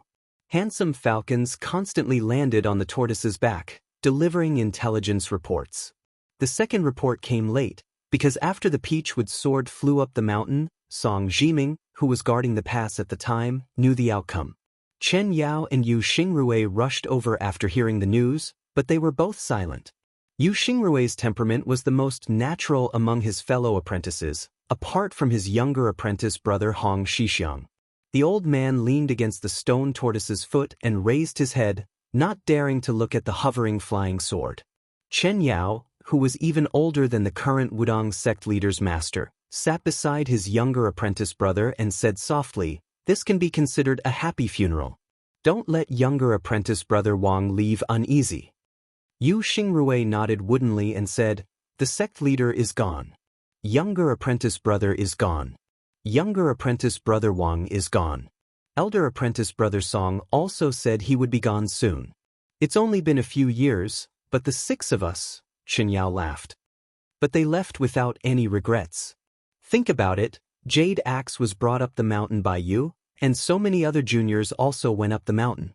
In the future, there will be new generations of people coming up the mountain. Sometimes, when I look at those young faces, even a rigid old antique like me can't help but want to laugh." Yu Xingrui sighed and said in a muffled voice, "I'm not as open-minded as you." Chen Yao joked, "Your disciple is stronger than you." Yu Xingrui said in a low voice, "If he dares not take back younger apprentice brother, he can continue to be the sect leader. I don't recognize him as my disciple anyway." Chen Yao said angrily, "Are you still being reasonable? I'm in charge of the discipline. You want to be beaten at your age?" Yu Xingrui suddenly laughed and rubbed his cheeks. He sighed and said, "When we were young, it was Uncle Peng who was in charge of the discipline on the mountain. I always liked to go against Uncle Peng. When he was angry, he always said that if he had the ability to be the sect leader, he wouldn't care about me. I never thought that Jade Axe would become the sect leader. I have no regrets now." Chen Yao said worriedly, "It's not good to stop them one by one." Yu Xingrui, who had been in Jianghu for the longest time, shook his head and said, "It can't be helped. Among the top 10 masters of the world, except for the recent kidnapping of Gao Shulu, the devil Luo Yang and the broken spear Deng Mao, when have I heard of any other 2 fighting side by side? Moreover, this time Dong Tai was on Wang Xianji's side. Even if Chao Changqing wanted to interfere, De Chu had already restored his country and would not leave Guangling Road. Taking a step back, even if someone was willing to join forces with Little Ping, would our junior brother be willing? Taking a step back, if he was really willing, he probably wouldn't be able to use that final sword strike. Taking a step back, blocking Wang Xianji is not stalling for time. Wang Xianji's walking speed is not slow, but it is definitely not fast. The people blocking her are all using their own methods to find flaws." Chen Yao said helplessly, "If only junior brother were here. In this kind of battle, one person is more useful than 300,000 cavalry." Yu Xingrui thought for a moment and said, "It's better to rely on yourself than on others. Only those who cherish their own good fortune will come here." Chen Yao said no more. The 2 sat on the other side of the turtle hunchback and suddenly heard their senior brother Song Jiming cry out in surprise. The 2 old men stood up to take a look and were finally relieved. They looked at each other and smiled. One of the Su Fengnian came back to his senses, but did not return to his body. He stood near the peachwood sword and lightly bowed to the 3 Wudong Jinren. A month later, the moon shone on the summit of Kongzhou Peak. Chen Yao waited for the return of the second Su Fengnian. In front of him, there was a nimble ball of purple gold qi that surrounded this Su Fengnian leisurely. The Su Fengnian lay on his side at the edge of the cliff, one hand propping up his head and facing the outside of the mountain. Sleeping in the spring and autumn, sleeping in the spring and autumn, the stone root lies high and forgets the year. Not sleeping on a blanket, not covered with a blanket, heaven and earth as the bed, covered with a bright moon. Thunder rumbled and lightning flashed, Mount Tai destroyed, the ocean 10,000 feet high fell from the sky, black dragons screamed and frightened ghosts and gods. I was sleeping so soundly, eyes to nose to life, heart to heart. Continuous breathing, silently holding on, the void is extremely quiet. Essential chi floating Dan pool, inside the divine water ring 5. Call Jiating, summon the spirits, my god is out of the 9 palaces, roaming the green and blue. Watching the sea in a dream, yin and yang are mentioned in the smoke. I don't know how many years have passed outside of the spring and autumn, this person who forgot his worries. Truly, he could sit back and relax. There were already 3 Su Fengyan on the mountain, sitting, lying, or standing. Only the last one was left. In the early morning, the sitting Su Fengyan began to feel as if he was struck by lightning, as if he was trying to wake up. Qin Yao was shocked. Even if the old man did not know the mystery of the spring and autumn dream, he should know that this was not good news. Logically speaking, the latest spy report said that Wang Xinji was still in Hezhou and had not entered the Bailiang Road. Even if the Su Fengyan calculated something, at the very least, Su Yanbing could resist for a while. The new Prince Liang should not be so impatient. Could it be that he had encountered an irresistible setback in his dream? Chen Yao did not dare to speak. He could only resign himself to fate. Finally, the Su Fengyan opened his eyes. After a moment of thought, he murmured, I can't wait any longer. For the time being, the Su Fengyan only had the body of Gao Shulu and did not have the complete soul. He turned to Chen Yao and said guiltily, these years, I owe Wudong too much. Chen Yao took a deep breath and said slowly, without Shen Wu, there would be no Wudong. Then Chen Yao could not help but ask in a low voice, why did you wake up so early? The Su Fengyan smiled and shook his head, not giving an answer. The Su Fengyan walked more than 100 feet into the cliff, turned around, and began to sprint. The other 2 Su Fengyan opened up a path to the summit. The Su Fengyan leaped out of the lotus peak. He crashed into the sea of clouds. He fell to the foot of the mountain. With a loud sound like a mountain hitting the sky, even Chen Yao, who was standing on the summit, felt the whole mountain shake. Chen Yao suddenly felt uneasy. This was a bell that sounded like a death knell. The Su Fengyan bent his knees and landed on the ground, creating a large hole at the foot of the mountain that was several people high. After jumping out of the hole, he continued to run toward the Bailiang border. In a person's life, there would always be a moment when there was no need to reason. It would give birth to a thought. Death is death. Chapter 1103. Huishan Purple Robe and Wudong Sword Maniac had blocked Wang Xinji's path one after another. The 2 battles had caused great waves in Jianghu. Outside the gorge, the section of Guangling River where the Iron Lock Sinks River was located was still as calm as ever. However, there was an endless stream of Wulin people who came to see the remains. Not only was there the coffin created by the Wulin Alliance Master Xinyuan Qingfeng, but there was also Old Monster Wang's moving mountain. Groups of Jianghu people came and went. Most of them regretted not being able to see Wang Xiaoping's Earth Fairy Sword before her death, as well as that graceful figure in Huishan Purple Robe. No one knew that somewhere in the lower reaches of Guangling River, a nameless old Daoist from Longhu Mountain had been waiting for a long time.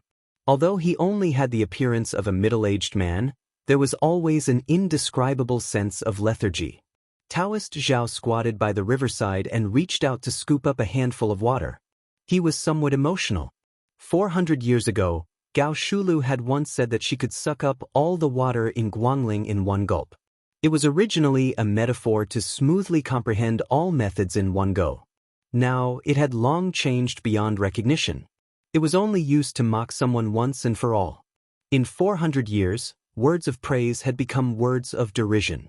The Daoist who had long since abandoned his real name looked at the blurry face in the water and gently blew a breath. The turbid river water in his palm rippled slightly. After a moment, it was as clear and stable as a mirror, reflecting a touch of purple. A person's life was but 100 years. Things remained the same but people changed. The old man who only existed in the genealogy of Emperor Zhao sighed. He threw up the water mirror in his hand and bent 2 fingers. From the mirror, he pinched the corner of the purple robe. As the Taoist made this move, a woman slowly floated up from the surface of the Guangling River. This was undoubtedly the extremely obscure and profound move of the finger mystery realm, fishing the moon in the water. The woman was no longer curled up like a fetus. She sat cross-legged in the river, but her eyes were still closed. During this period of time, she was like a stone cow sinking into the river. Not only did she not retreat downstream due to the impact of the river, but she also moved upstream towards the mouth of the gorge. However, as a new qi lingered around her body, she began to flow down with the water. In the end, she was fished out by the old Taoist who had been lonely for 100 years. In the past 100 years, the old Taoist did not have a good reputation. What he did was also like a grass snake. He hid in silence and was very meticulous. This was where the Tao of solitary seclusion lay. The evil dragon was raised in the earth Lung Mountain to absorb the fate of the Zhao family in the Dragon Tiger Mountain and nourish the dragon's main family in the Great Peace City. The old locust tree was transplanted in the lower Maui post house to suppress the evil spirits of the Su family and his son. He made a bet with the old fellow from the Taoist master's mansion, Zhao Xuansu, to trade a seal for a seal. However, he, Zhao Huangchao, lived in seclusion in the Dragon Tiger Mountain adjacent to Mount Hui. He befriended the father and son, Xianyuan Dandan and Xianyuan Jingqing, who were polar opposites. It seemed to be a coincidence, but was there no secret? However, this kind of behavior never interfered with his great undertaking of 100 years. It was like a kind of leisure and elegant decoration, like a hermit who planted a plum tree in the courtyard. It was good that the flower bloomed, but it did not matter if it did not. Zhao Huangchao looked at the young woman who slowly stood up on the water. As she grew older, she became more and more similar. However, for some reason, some of the similarities became thinner. It was no wonder that Lu Songtao had chosen the latter instead of her at the last moment. Xianyuan Qingfeng opened his eyes. He was wary of this Taoist whose depth he could not see. Zhao Huangchao smiled and said, "You don't have to be like this. There are many legacies left for you on the Great Snow Plateau. For example, the wedding dress that Xianyuan Dandan did not have time to enjoy, and the pill of reassurance that your father left for you to control your servants. They were all made by me." Xianyuan Qingfeng was skeptical. He sneered and said, "Oh? So you are the benefactor of the Great Snow Plateau, aren't you? You want me, as a junior, to repay the debt of my ancestors?" Zhao Huangchao smiled and shook his head. Not only was she not like her, she was simply not like her at all. Back then, that woman viewed the affairs of the world as either black or white. How could she be so calculative? That's right. If she was still that ignorant woman back then, how could she force herself to become a boneless person? She would also not be able to become the clever Huishan clan master and the vicious and merciless Wulin alliance chief. Zhao Huangchao raised his hand as if he wanted to brush away the morning fog on the river. His tone was cold. He said, "I was on good terms with the 2 generations of Mount Hui in the past because I thought highly of Xianyuan Dandan's ambition and Xianyuan Jingqing's sincerity. However, they did not succeed. My unnecessary efforts were wasted. I have no complaints." Xianyuan Qingfeng asked, "Then why are you looking for me?" Zhao Huangchao smiled and asked, "Xianyuan Qingfeng, do you want to reconstruct your muscles and bones to build a real bodhisattva golden body and then cross over to celestial phenomenon? You should know that Wang Xinji gave up Martial Emperor City. It seemed that she did not leave any of her disciples behind, but in fact, she left a backup plan in Jianghu. If you want to be a true leader of Jianghu and not a leader of Wulin in name only, it is very difficult to avoid me. If you think I am a frog at the bottom of a well and talk too big, then let me put it another way. I can help you walk faster on the path of martial arts and avoid many detours." Xianyuan Qingfeng did not even try to hide her disdain. Zhao Huangchao had cultivated his body and qi for 2 or even 3 lifetimes as long as an ordinary person. Naturally, he would not get angry because of this. He said calmly, "Just now I thought of half a sentence, which is to let people fight for their dignity. Xianyuan Qingfeng, since you have reached celestial phenomenon, do you have any comprehension? Although Xianyuan Qingfeng did not trust this pretentious Daoist, she did not have the slightest intention of looking down on him. After a moment of hesitation, she shook her sleeves and sat down on the ground. Almost at the same time, Zhao Huangchao also sat down on the ground. The two looked at each other as equals. Xianyuan Qingfeng said in a deep voice, "Let's fight for our dignity. First, we have to fight for our own destiny. What we nurture is qi dynamic. Then, we have to fight for the destiny of the world to achieve momentum. Everything is in a gradual process. Then, at a certain time and place, we will succeed in one step, like a carp swimming thousands of miles, and finally leaping over the Dragon Gate." Zhao Huangchao nodded with a look of admiration. Destiny, qi dynamic, luck, and momentum are all within the scope of one's qi.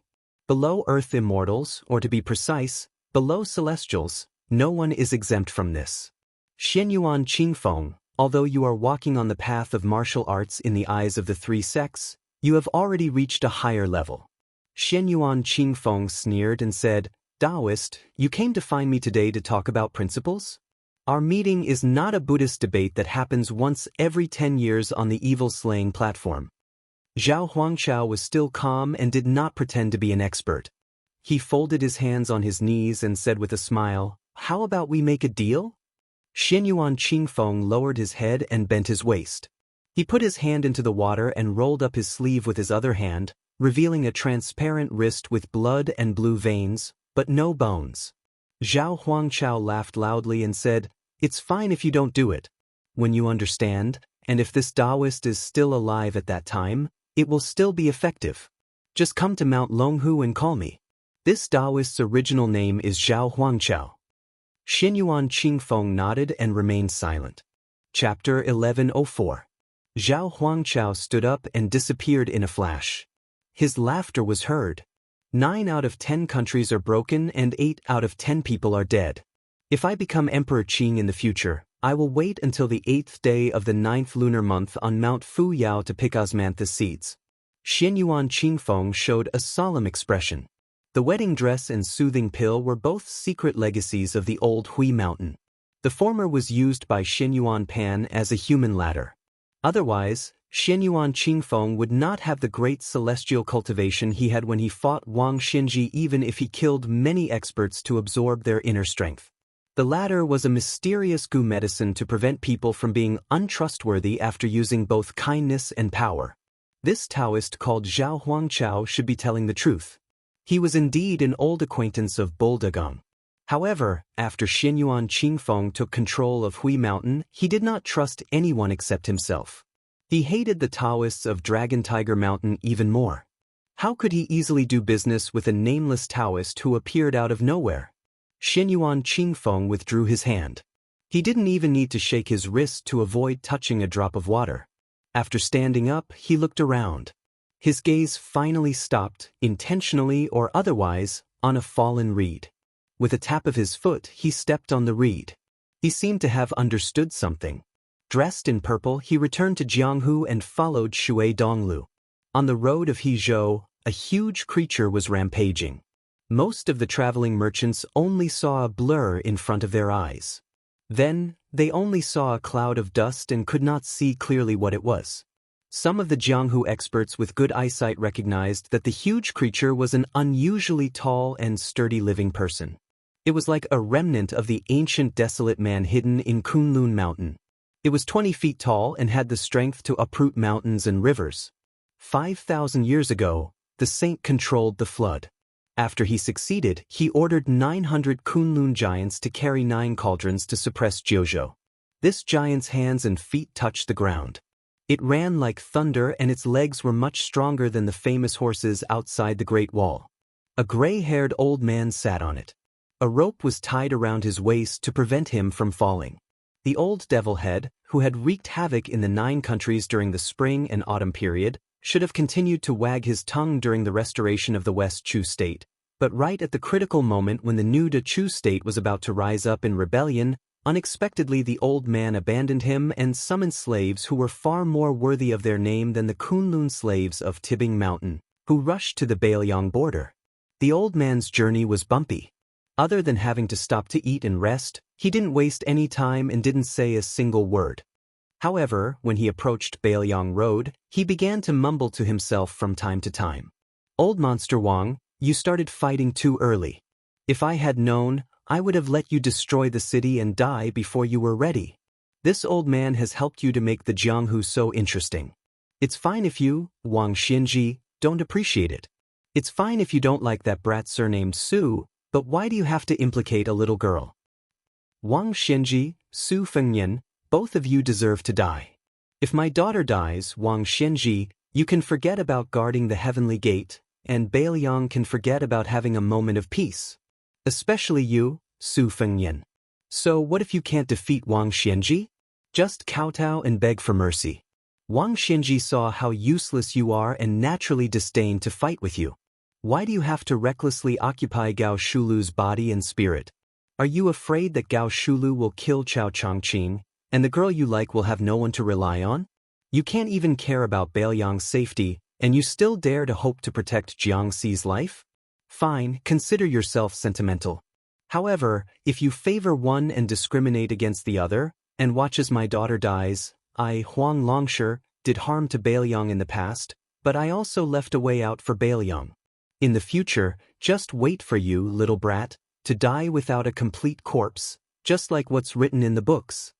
The Kunlun giant had already rushed into Hezhou, rushing straight to the border between Yuzhou and Hezhou. Huang Longshi's heart began to sink more and more, because no matter what he saw, the brat had not achieved perfection. The root of it was the dream of a nameless Daoist 400 years ago, and it was indispensable. Moreover, in the old man's calculation, the brat was cautious by nature, but he also considered the overall situation. Now that there was a heavy burden on his shoulders, how could he risk his life for a girl who was extremely thin on both sides? Putting himself in Huang Longshi's shoes, not to mention that he was the most cold-blooded person in the spring and autumn period, even ordinary people would never act so rashly. Because if he made a move at this time, he would lose his cultivation, his family business, and the state's affairs. It would not be an exaggeration to call him a sinner for 1,000 years. Su Fengyan, watching from the sidelines, was the right thing to do. Huang Longshi had been living a good life for so many years. No matter how many setbacks he had suffered, he had never been so helpless. The giant under him was already an arrow at the end of its flight. Huang Longshi was still cold-blooded and said, "It's time for you to die." The giant did not complain. Even if it was bleeding from its 7 orifices, it still had to run the last 300 miles. After 300 miles, Huang Longshan, who had been holding his breath all the way, began to charge forward on foot, and then tried his best to catch up before Wang Xianxia killed. The premise was that the silly girl was not dead yet. Huang Longshi had a sentence that he did not say to the girl. If he had not met her, he would have retreated into the mountains and forests after unifying the central plains in Liang. He would have focused on martial arts and cultivation, and then tried to ascend. He had no love in the human world, so he could go and see the scenery in the sky again. Approaching Yuzhou, Huang Longshan suddenly shouted, "Stop!" The giant hurriedly stopped, and its hands and feet scratched several gullies on the ground. The old man jumped down and rushed forward, faintly ashamed. "It's too late." Wang Xianxia was a man of his word, even if his opponent was a little girl and a very innovative killer. Since he had said that the next time they met, he would kill her. So when she stood in the middle of the courier road at the border without hesitation, Wang Xianxia really did step forward and stomped on the belly of the short girl. She fell backward, her body sliding back dozens of feet. There was no longer any qi in her body. The clothes on her back were in tatters, and she was covered in wounds. She should not have been able to stand up and would have died lying down, but she probably relied on her last breath to stand up shakily. After she stood up, she still did not show the slightest fear. She had killed Wang Mingyin, Lu Haoshi, and many, many other masters. She was not afraid of killing people, nor was she afraid of being killed. She was just a little unhappy, and felt that she had not done enough. She had returned the hairpin, but she had not returned the mink hat he later gave her. Her vision had long been blurred, but she still raised her head. There was once when she was hunted down by a willow and a fat woman. She could not hold on that time, and then he fell from the sky and landed in front of her. She was very happy. She was not happy that she could live, but happy that he had come. It was that simple. The girl closed her eyes. Old Huang said that when people died, they would sleep for a long time, where no one could wake them up. She felt that it was quite good, so she fell asleep. At this time, she did not know if it was an illusion, but a warm hand gently pressed on her head, and a soft voice said, "You are not allowed to sleep in." Half asleep, she felt the person behind her walk to her side, and said a few words to her and to the very powerful old man. A very soft sentence. "I'm here." A very heavy sentence. As if the whole world had heard it. "Wang Xianxia, it's time for you to die." Chapter 1105. Perhaps it was because it had been a long time since Wang Xianxia heard the younger generation speak such bold and visionary words in front of him. He still remembered the first time Chao Changqing ascended the tower. He said, "I would like to ask Senior for a few rounds of romance." Dong Tai's words were even sharper, "I have a sword to ask you." As for the other characters, most of them were relatively more respectful and restrained.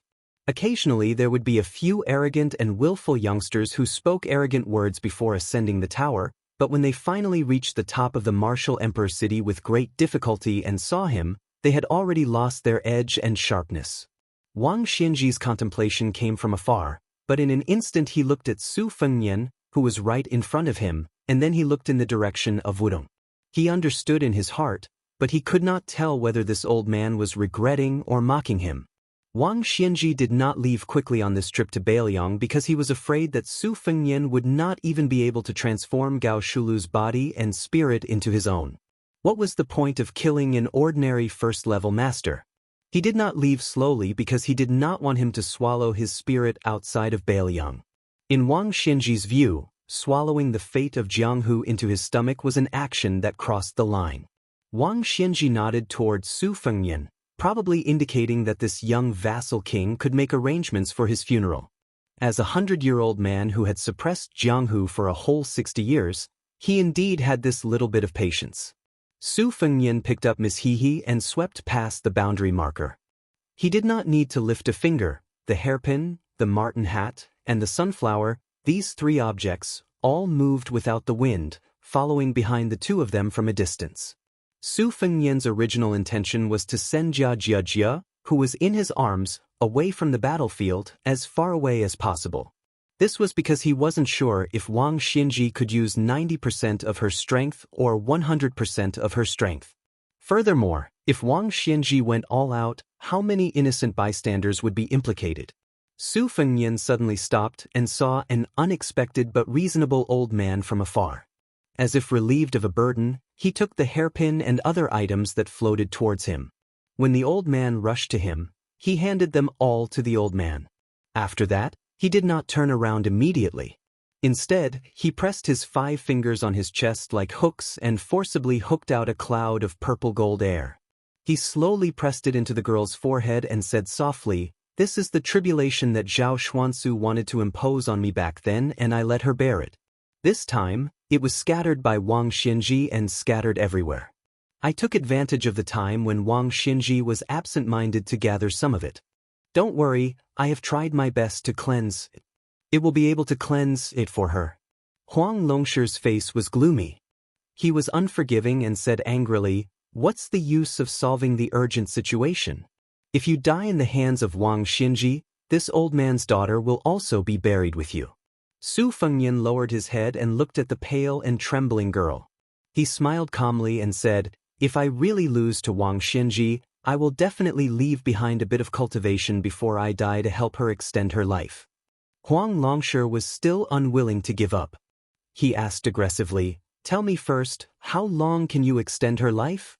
Su Fengnian said bitterly, 10 years, at most 10 years. This is already my limit." Huang Longshi snorted heavily. Obviously, he was very dissatisfied with this answer. Su Fengnian turned around. With his back facing Huang Longshi and the unconscious he paused for a moment. It seemed that he wanted to say something, but in the end he didn't say it. He began to move forward. At first, he didn't do anything shocking. He took one step at a time. At first, his strides were very slow. As he moved from slow to fast, it was filled with a kind of gradual rhythm. This was the method that Lu Hao used to enter and break the city.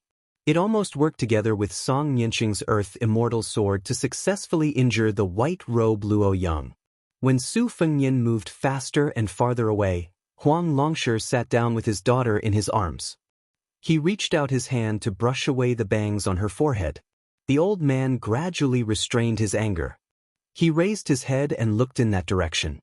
His face seemed to be moved, surprised, and regretful. Wang Xianxia originally thought that she would meet Su Fengnian later. But since he appeared earlier, Wang Xianxia wouldn't be so bored as to deliberately avoid a battle. Wang Xianxia's hands naturally hung by her sides.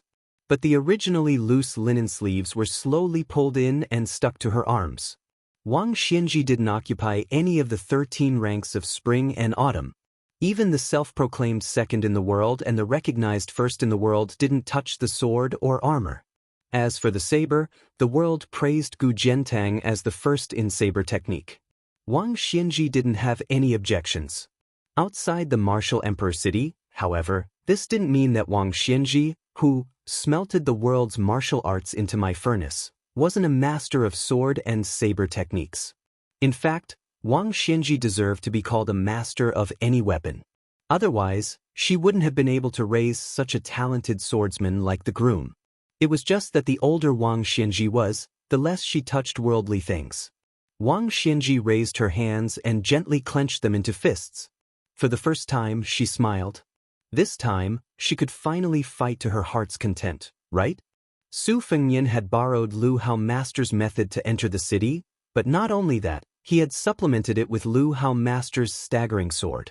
This made his silhouette look a little absurd, but at the same time, he looked like a drunkard. I have no sword in my hand, because I am the sword. On Su Fengnian's path forward, yellow sand constantly surged up from both sides, colliding with each other with a loud bang, and then quickly covering his footsteps. Wang Xianxia also began to stride forward. Back and forth, you die and I live. It was that simple. Not just in the Wulin, the entire world began to hear a rumor that was becoming more and more intense. Wang Xianxia, who had left the city, was going to kill the new Prince Liang, Su Fengnian. The vast majority of people would find this very satisfying. In any case, many places that prohibited alcohol began to turn a blind eye. Great Peace City. Returning from the flourishing Jiangnan to the imperial palace, Crown Prince Zhao Zhuan would deliver a new item to Crown Princess Yan Dongwu every day. Today, he had finally finished delivering. Yan Dongwu stood under the parrot cage and watched her husband make a face. She stretched out her hand and saw that her hands were empty. She smiled sweetly. This crown prince then chatted with his beloved wife about some trivial and interesting news. Even when the purple-clothed woman of Mount Hui had closed the door, Zhao Zhuan did not hide his thoughts about her. Yan Dongwu did not hide anything, nor did she purposely get angry. Instead, she gave him a flirtatious glance. The elegant and handsome man laughed loudly and gently held her wrist. A moment later, he let go. He said that he was going out to see old Monster Wang's first disciple, Yu Groom. This swordsman who had left the Eastern Sea for the first time was only passing by the capital and had to continue north. If he missed this chance, he might not have another chance to see him. Zhao Zhuan hurriedly left the room, gradually slowing his steps. He plucked a leaf and twirled it between his fingers. Only those who held power in the imperial palace and Mink Temple knew that the crown prince liked to use leaves to paint. Zhao Zhuan walked between two tall palace walls. He picked up the leaf and used it to block out the blinding sunlight. He smiled and said, "You died so quickly." South Sea. After returning from a visit to Immortals, the peach blossom sword god, who had overturned the sea with his sword, stood on the edge of a cliff on the lone island where the Guanyin sect was located. He raised his eyes and gazed toward the north of the continent.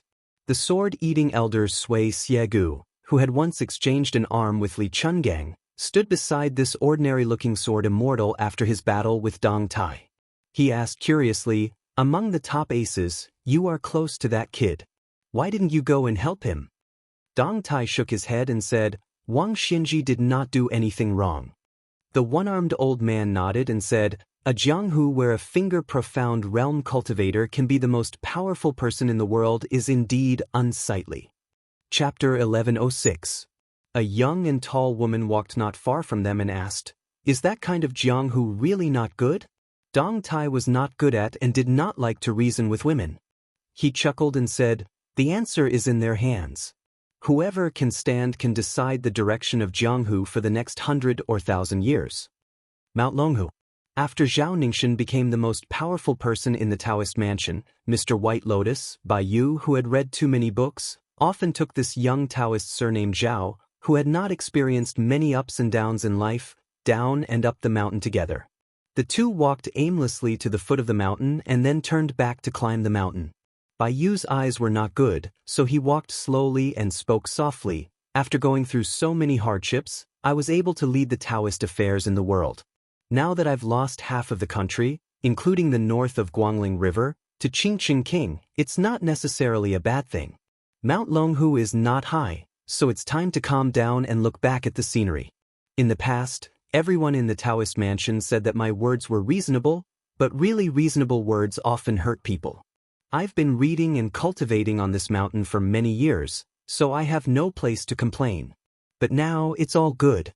2 generations of heavenly masters ascending together may sound impressive, but the truth is that they're just putting on an act. However, fortune and misfortune come hand in hand. Many people like me who don't share the same surname are able to rise to the top. Zhang Wenhan, Xue Jieshe, and Chen Kuanyong have all truly integrated into Mount Longhu. They're the true worshippers of Mount Longhu." Zhao Ningxian, who was often absent-minded, nodded. Bai Yu continued, "You let the Taoist on the mountain learn the set of boxing of Mount Wudong without worry. This is the temperament that a Taoist master should have. We should eat old wheat flour and new corn flour. We can't just eat fine grain, coarse grain is also good for the stomach." Zhao Ningxian nodded and smiled. "Fine grain nourishes the mouth, coarse grain nourishes the stomach. There is such a saying outside the mountain." Bai Yu looked at the top of the mountain and said earnestly, "Mount Longhu is not high. Look, it's not even as high as our neighbor's Bulgang. It's true that the mountain is famous not because of its height, but if we all want to be immortals, it's not right." Zhao Ningxian said, "If you want to be an immortal, you must first be a good person." Bai Yu laughed heartily. "You're right." Zhao Ningxian stopped and said, "I put it down." Bai Yu squinted his eyes out of habit and turned to look at the young Daoist. He felt even more gratified and said, "Then I can rest assured."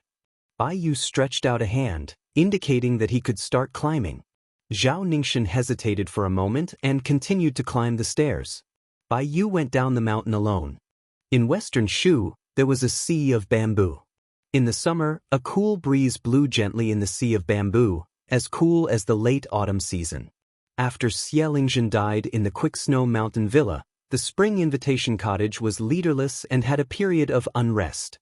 However, when the new king of Shu entered the place and personally supported an unknown disciple of the Xie family to become the owner of the cottage, it rose to the top of the top 10 Jianghu sects of Liyang in one fell swoop, ranking only behind the missing moon house on the great snow plateau of Mount Hui. 2 men and 1 woman were drinking tea together. Listening to the wind, their teeth were fragrant and their sleeves were filled with a cool breeze. The woman was close to 30 years old, but she was very childish and beautiful. Her charm was full of treacherous contradictions. She was the 4th most beautiful woman on the Rouge rankings. Her name was ordinary and strange, surnamed Xie, given name Xie. It was said that after she was 14 years old, the Western Shu Road had a total of 5 people, Jingshi and Jidushi, fought for her. However, for more than 10 years, no one was able to take her into their pocket. Outsiders said that it was because of the Spring Invitation Cottage's extraordinary status. At this moment, she was pouring tea for a man in white. Not only were the people of Shu speechless, but even the people of Spring Invitation Cottage were puzzled. This outsider surnamed Chen had transformed the vase into the owner of the 2,000 mu of bamboo. It could not be helped. He was the Minister of War before Liu Baijie took office, the current king of Shu Chen Jibao. The middle-aged man sitting opposite Chen Jibao was the uncle that Su Fengyan had gone to Beimang to find. He was a swordsman from the Wu family's sword tomb, Wuqi. He was also one of the commanders of the Su family's cavalry in the past. Wu Qi had recognized his nephew Su Fengnian at the top of Beimang's city walls but did not acknowledge him. He smiled insincerely and asked playfully, "The Emperor of Liang wants to give you his favorite daughter. Will you accept it?" Chen Zhibao did not answer this question, nor did he pay attention to the woman's gaze. He only remained silent. Wu Qi asked again, "He died just like that. Do you have any thoughts?" Chen Zhibao raised his teacup and drank it as if it were wine. The Chu Imperial Palace. Chao Chongqing took time out from his busy schedule and walked to the pavilion that he frequented. He saw Her Highness the Princess sitting alone in the pavilion. On her lap was the red sandalwood sword case that hid the great Liang dragon sparrow. She untied a string of copper coins and placed them neatly on the sword case. She absent-mindedly tapped it again and again. Every time she unloaded the case, the copper coins would stand up and roll down again, repeating the cycle. Jiang and I sensed the arrival of Uncle Chess awaiting orders. She touched the sword case and quickly put away the copper coins. Chao Chongqing sat on the stone bench and hesitated. Just as he was about to speak, Jiang and I squeezed out a smile and said softly, "It's okay. He's the king of Beiliang. I'm the princess of Dechu. I know." Chao Chongqing was silent. Chao Chongqing slowly closed his eyes, still hesitating to speak. Jiang and I clenched the copper coins and muttered to herself, "A scourge lives for 1,000 years." Chao Chongqing opened his eyes and sighed, "If only it was a little later." The northern Mang's royal tents that stretched as far as a majestic city were moved to the southern dynasty. Just like before, the northern Mang empress continued to discuss matters in the ash painting that had been passed down from generation to generation. After the discussion was over, the northern Mang empress asked Dong Zhuo and Hong Jingyan, these two new and powerful military nobles, to stay behind. She smiled and asked, "In the past 1,000 years, who could be said to be the pinnacle of martial arts?" Hong Jingyan bowed and replied, 800 years ago, there was the unknown master behind the great Qin emperor. Between 700 and 500 years ago, it was Lu Dongxian who could be considered invincible. 400 years ago, it was Gao Shulu. 100 years ago, Lu Songtao was only half a master. Next is the current Wang Xianji. When these 4.5 masters were alive, there was rarely another master who was on par with them. Even if there was a master beyond this world, they had never fought. For example, Wang Xianji and Qi Xuanzhen. The Empress of Beimang laughed. This time, Wang Xinji used Su Fengnian as an example. Is it using a butcher's knife to kill a chicken, or is it a great phenomenon that hasn't happened in 1,000 years? Hong Jingyan whispered, "The odds are 9 to 1. The old woman said, "Then it's a narrow escape." Dong Zhuo, who had been standing beside Hong Jingyan all this time, didn't reply. He waited until the tent was completely silent before he said with a gloating expression, "It's good that they're dead. They didn't even need a single soldier and half of Li Yang's northwest gate has already collapsed. When the news reaches here, Hong Jingyan, do you want to have a competition to see who's faster?" Hong Jingyan completely ignored this fat man. The Empress waved her hand. The two of them walked out of the tent at the same time, one on the left and one on the right. The old woman smiled. "Father and son, are you going to meet so soon?" At the peak of Zhulu Mountain. A white dress versus a red dress. The woman in white sat on the stone steps at the top. She raised a wine pot and drank wine without any worry between her eyebrows. For some reason, the otherworldly item in the red dress was facing the white dress Luo Yang. Luo Yang said indifferently, "It's okay. No one in the world believes him, but I do." Luo Yang suddenly stood up and raised her arm. She smiled knowingly and said, "I won't change for 800 years. Chapter 1107. Su Fengnian had Gao Shulu's physique, and with the help of Lu Haoshi and Song Nianqing's last strike, his steps grew larger and larger. In the last step, he crossed a distance of several hundred feet and crashed into Wang Xianji. Wang Xianji took a large step forward, as if she didn't care too much about it. She faced the man and the sword with a simple punch, and her strength was enough to defeat 10 people. Two majestic auras collided with each other, and the heavens and earth rang with the solemn sound of a yellow bell. In the blink of an eye, Su Fengnian crashed into Wang Xianxia with his shoulder, while Wang Xianxia's fist landed on Su Fengnian's forehead. Wang Xianxia had been blocking the waves of the East Sea year after year, and she was still able to remain unscathed. However, this time, her feet sank into the yellow sand and she slid back a distance of 16 to 17 feet. Su Fengnian didn't have it easy either. He was hit in the forehead between his eyebrows. He staggered about a foot above the ground, but he still maintained his posture of riding the wind. The distance he retreated was roughly the same as Wang Xianxi's. Both sides did not wait for the bell's momentum to completely remove the embers left on their bodies, and they began to collide for the second time. This time, it was the elbows that collided first, and Wang Xianxia pushed her palm upwards, hitting Su Fengnian's chest. Su Fengnian slapped down on Wang Xianxia's head. Su Fengnian's body surged, and finally stopped in the air 80 to 90 feet away. His sleeves fluttered slightly, as if he was an immortal ascending to the heavens. Wang Xianxia did not retreat, but her knees sank into the sand. She raised her head and looked at the calm young man. The hemp-clothed old man did not say anything. When he reached the top of the world, his heart was like an ancient well without ripples. He had waited bitterly for so many years, and he no longer had the feeling of breaking a wooden horse or ox with his finger. It was a mixture of surprise and joy, and it was truly like drinking wine. Wang Xianxia brushed her sleeves and smiled for no reason. After reaching the first rank, when fighting with the same level, especially with the masters of the Vajra realm, the body and aura would merge into one. It was often the process of tearing apart one's clothes and armor. Only by removing the aura around the body could one destroy the body's muscles and bones. However, this kid was as confident as him, almost to the point of conceit. No matter how abundant the aura was, he would do the opposite, and destroy the body once and for all. He wanted to destroy the body first before thinking about anything else. Gao Shulu once used to describe the majesty of the first rank's realm. Most martial artists in the future were obsessed with the protection brought by their aura. Like the officials who found a big backer and a protective talisman, their path was smooth sailing. As time, they forgot how to persist and how to self-reliance. Was it the finger, or the celestial phenomenon and us, and the celestial, and had. And a smooth journey of heavens had been, and it. The time to live is have. For thousands of years, there were countless men. Why did Wang Xianxia only respect Lu Dongxian and Li Chungang? One of them passed through the gate of heaven but did not enter. He returned to the human world laughing.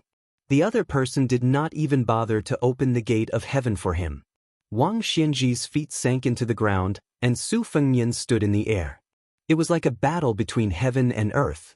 The seemingly calm battlefield suddenly changed when Wang Xianxia pulled out one of her feet and Su Fengnian pressed down with one of his hands at the same time.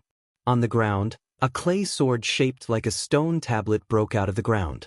Su Fengnian also pulled a wisp of cloud aura to form a sword. Wang Xianxia held the clay sword in her hand and leaped up. Su Fengnian reached out to grab the cloud aura sword, and his body suddenly dropped down. In the third confrontation, the two still chose to fight head-on without any fancy thoughts. The clay tablet smashed into Su Fengnian's chest inch by inch, and the cloud aura also shattered inch by inch on Wang Xianxi's chest. When the dust of the clay tablet settled and the cloud aura dispersed, the number 1 in the world and the number 6 in the world punched left fist against right fist. Their fists collided violently, but their bodies did not move an inch, and there was a moment of silence that defied common sense. However, ripples appeared on Wang Xianxi's and Su Fengnian's robes. The two's hands that were controlling their swords were not willing to fall behind, and they clenched their fists and collided again. Within a radius of several miles, the ground shook violently, and the cloud aura rolled. Wang Xianxia was pushed back to the ground. When she landed, she swung her arm and threw out a punch. The incomparably fierce fist aura tore several yellow flood dragons from the ground and attacked Su Fengnian together. Even if Su Fengnian had Gao Shulu's physique, he could still control the mysterious finger sword qi with his mind. However, His soul was lacking, so he did not have the heavenly phenomenon realm. He could only cross his arms in front of his chest in the air, relying on his body that was even stronger than the invincible Vajra body of Buddhism to block that fist aura. Afterward, a few flood dragons formed from yellow sand and soil took advantage of this opportunity to attack. Su Fengnian pulled back his left hand and grabbed a flood dragon's neck, killing it quickly. The yellow sand scattered like rain. He stepped on the head of the flood dragon and pushed it back to the ground. The corpse, or corpse chi, showed signs of collapsing like a dead snake on the ground. Wang Xianxia did not show any mercy after gaining the upper hand. She walked on the ground step by step and constantly punched towards the sky. The white fist aura and the yellow dragon shot towards the young lord standing under the clouds together. The earth emits murderous intent, and the dragon and snake rise from the land. Su Fengnian took a deep breath, and a purple-golden mark between his eyebrows shone brightly. Instead of dodging, he looked like he was seeking his own death. He actively looked for the white fist aura to smash or cut it off. His feet were like walking on the ground, and he stepped on the yellow dragon again and again. If someone was lucky enough to watch the battle from afar, they would definitely be shocked by the terrifying phenomenon. On the ground, there were constantly white rainbows piercing through the sky, and countless yellow dragons flew up one after another, as if they were roaring at the legendary heavenly court. And the white robe in the sky seemed to be in a fit of pique. He wanted to kill all the white rainbows in the sky, and not let them turn into real dragons. This magnificent scene lasted for the time it took for an incense stick to burn, and the battlefield had also advanced for more than 10 miles. The road that Wang Xianxia walked on was full of destruction. In the sky, the clouds and yellow sand were mixed together, and then they rustled and fell together. People liked to use the difference between cloud and earth to describe the huge difference between the two, but at this time, the scene had already been blurred. Chapter 1108. Huang Longshi carried the girl far away to avoid being affected by the invisible killing intent. From time to time he would look back at the battlefield. The old man helped his daughter carry the sunflower and could not help but sigh with emotion. Jia in his arms still did not wake up. She just subconsciously hugged the sable hat, the beaded golden hairpin wrapped in the hat pocket. Huang Longshi did not stop walking, but he kept turning his head to look at the painting that was created by man. The long scroll slowly spread out in the world. It should not stop for a while. When it would end, only heaven knows. Huang Longshi was somewhat lost in thought. He muttered, Zhang Julu in the imperial court, Wang Xianxia in Jianghu. There are two such figures. One is a roly-poly official, the other is an old fart. How can the others have a day of success? If anyone were to stand behind them, it would be a fact that made them feel despair just by thinking about it. The group of Spring of Yong Hui's achievements and knowledge are all excellent civil officials. Among the generals, there is Guanling Dao's Lu Xingxiang, and those members of the imperial family who have failed to achieve meritorious service. In the world of Wulin, there is Dong Tai's sword, Gu Jiantong's saber, and Chao Changqing's scholarly spirit. In the past and in the future, any one of them would be a famous figure. Huang Longshi withdrew his gaze and continued to ramble. The great Qin lost a deer. Liang is not far away. Bai Yan'er is the deer of Ling. He knows his fate. There is no way out. He has already begun to make arrangements for his funeral. If he lives alone and does not retreat, then the poor people of the world will not be able to see the future. But not only does old Wang not retreat, he wants to go one step further. One is the peak of civil officials, the other is the peak of martial arts. These two people at first glance seem to have the same realm and status, but in fact, there is a big difference in their bones. It is indeed true that the path of civil and martial arts is different. This old man in the past helped Jianghu's fate by pulling up seedlings to help them grow. It should be right to remove the firewood from under the cauldron. This old man has read too many stories and people in books. All these years, he has exhausted his mind and thought about everything step by step. Is he going to make a mistake at the end? The last time Huang Longshan looked back was an hour after the start of the battle. He did not see the expected mixture of clouds and earth, but the atmosphere of heaven and earth was exceptionally clear. Huang Longshi sighed.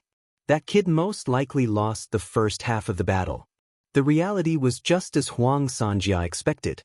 Even if Su Fengnian used Gao Shu to reveal his physique, then he used Murong Baoding's erecting Buddha, Shui Songguan's huge clapper, Wudong's immortal caressing the top, and so on, all kinds of mystical techniques, and their coordination was flawless. They were only able to block the seemingly endless murderous aura. Within an hour, Su Fengnian had destroyed more than 100 fist forces and killed more than 400 flood dragons. This was just Su Fengnian's anger. Before the first collision, Su Fengnian's breath had already been completed, and there was no more breath left. He had even prepared how to deal with Wang Xinji's thunderous attack when he needed to exchange for his second breath. However, Su Fengnian's 3 journeys in Jianghu had helped him to be careful and cautious, and it had instead resulted in a not-so-big, not-so-small consequence. When he made his move, Wang Xinji, who was still secretly accumulating power, found an opportunity that was not perfect, and used a suppression that was even more powerful than the one he used against Wang Xiaoping by the Guangling River. At the same time that the earth unleashed its murderous aura, the sky unleashed its murderous aura. Together, they crushed Su Fengnian, who was in the middle of it. The clouds in the sky, which had always been used by Su Fengnian, left their tracks. In the blink of an eye, dark clouds covered the sky.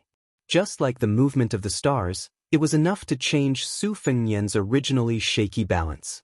It was not that Su Fengnian had not sensed Wang Xinji's backup plan, but he had expected that there was still about 15 minutes before Wang Xinji would summon the clouds in the sky, cater to the Earth's murderous intent. He was 70 to 80% sure that he would be trapped in that cage, and in the end, allow Wang Xinji to unleash his murderous intent.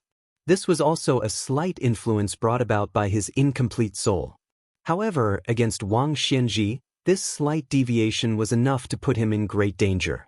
Wang Xinji raised an elbow, pressed his palms together, and twisted heavily. His palms then suddenly turned upside down. Wasn't the easiest thing in the world as easy as turning one's hand? Wang Xinji's lips curled into a cold smile, waiting to see. He did not think that killing a Su Fengnian, who only had the physique of Gao Shulu, would be difficult. When a person unleashed his murderous intent, the heavens and the earth were turned upside down. With Su Fengnian's position as the center, the heaven and the earth, which had been separated for thousands of years, were actually turned upside down. The earth was above, and the sky was below. Su Fengnian's misfortune was that he did not have any extra qi in his body, but the fortune in his misfortune also lay in this. Otherwise, even if Xianyuan Qingfeng and Lu Haoshi, these great celestial phenomenon experts, were present, their cultivation would also be turned into dust. When Wang Xinji attacked Wang Xiaoping, it could be said that he had only used a small part of his move. This was also reasonable. The original intention of this move was to deal with immortals like Qi Xuanjun. The essence of this move was to reverse karma. Not to mention the celestial phenomenon realm, the higher the cultivation of an earth immortal, the more severe the damage. Su Fengnian took advantage of the situation and changed his standing position along with the heaven and earth that had been turned upside down. Between heaven and earth, one should be indomitable. If this was said to be an unattainable speech, it would not be suitable for everyone.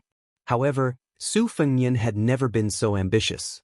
He only felt that no matter who it was, as long as they stood in a position, they had to shoulder something. If it was an ordinary commoner, they had to shoulder the responsibility of their parents' retirement. If it was a descendant of an aristocratic family, they had to shoulder the family's legacy. If it was a court official, they had to shoulder the rise and fall of the world. Su Fengnian only remembered that he had promised Su Shao on the carriage outside the North Pass that Su Shao would leave behind the burden. He could bear it. Su Fengnian did indeed bear the weight of heaven and earth brought by Wang Xinji. Su Fengnian, who was standing upside down, gradually bent his knees. For the first time, the young vassal king, who had exposed his physique, showed a dispirited look. A trace of blood oozed out, not from his 7 orifices, but from between his eyebrows. Wang Xinji's sneer deepened. When Su Fengnian was about to bear all the heaven's might, before he could break free from the cage by relying on his celestial being physique, the old man's figure flashed. The next moment, Wang Xinji rushed into the cage, grabbed Su Fengnian's neck, and pulled it down. He broke the edge of the cage and smashed into the ground. Like a comet hitting the ground. The ground cracked and a bottomless pit appeared. Wang Xianxi's fingers intertwined, and his hands clenched into a fist. With a loud shout, his burly body was about to fall. A sword pierced through the air. It came from the lotus peak of Wudong Mountain in Bailiang. Someone's sword was even stronger than the wind. A sword and a person hit the side of Wang Xianxi, who was falling. Wang Xianxi was knocked out dozens of feet. On the ground, Su Fengyan jumped out of the huge pit. Blood was still flowing from between his eyebrows, blurring his eyes and even blurring his face. The sword Immortal, who was like a celestial being, drew an arc with his sword and landed beside him. The two Su Fengyan stood side by side. Wang Xianxi, who stopped in the air, narrowed his eyes, and looked down at the ground with a slightly gloomy face. The Su Fengyan, who had just arrived at the battlefield, smiled and said, "I have a sword to walk 6,000 miles. Chapter 1109. The peachwood sword that once pierced through Wang Xianxi's chest was still sheathed, quietly hovering beside the Su Fengyan. The Su Fengyan who rode on his sword smiled and said, "Let's go." The peachwood sword was connected to the person and slowly left the scabbard. At first, it was unusually slow, but gradually, it moved as fast as a rolling thunder, leaving a long rainbow mist in the sky. Even those who did not know martial arts could see it clearly. The foundation of this sword was like the old servant who lacked front teeth nicknamed Jianjiahuang in Jianghu. He did not practice many sword moves because he thought he was clumsy. He was afraid of biting off more than he could chew, so he walked slowly and leisurely in Jianghu. It did not matter where he went as long as he did not miss the scenery along the way. When Jianjiahuang struck, the peachwood sword disappeared without a trace. Wang Xianxi, who was high above, flicked his fingers several times. He was the Xuanlong Dianxue in the mysterious realm, but he could not break the Qi meridian that the sword traveled 6,000 miles. Wang Xianxi did not want to waste his time. He stopped his finger but did not hurry to withdraw it. He was like an imperial scholar who was trying to solve a question. Wang Xianxi suddenly turned his head. At the same time, a wisp of sword qi brushed past his cheek, cutting off a few strands of the old man's snow-white hair. Wang Xianxi did not strike his finger again. He remained motionless and then took a step back. A wisp of sword qi flew past his chest, cutting off some linen shreds. After that, Wang Xianxi maintained the posture of bending his finger but occasionally moved his feet. Each time, he narrowly avoided the hidden sword qi. Wang Xianxi was a little surprised. He had once faced the yellow formation map at the top of the martial emperor city and was familiar with this sword. The 8-finger swords did not make him take it seriously. The 9th sword had indeed ruined his sleeves. Although it was only the celestial phenomenon sword, Jianjiawang's celestial phenomenon was very innovative. The origin of a normal celestial phenomenon master came from a good work of a sage. Generally speaking, if things are not balanced, they will sing. All things in the world, birds sang in spring, thunder shook summer, insects mourned in autumn, and the wind blew in winter. Therefore, scholars and officials often wrote poems. Since ancient times, the reason why swordsmen could dominate the world was that they could naturally use the sword in their hands to complain about injustice.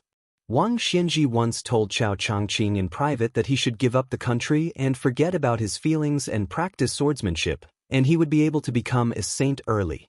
Jianjiawang's 9th sword had clearly crossed the threshold of heavenly phenomenon but had yet to reach the level of a sword immortal. Yet, it did not give off the slightest feeling of injustice. On the contrary, it had caught Wang Xianxi off guard. Logically speaking, a good person with a gentle temperament would never be able to practice a good sword. This was the same principle as a scholar who was happy to see injustice in the mountains. It was the same principle with swordsmanship.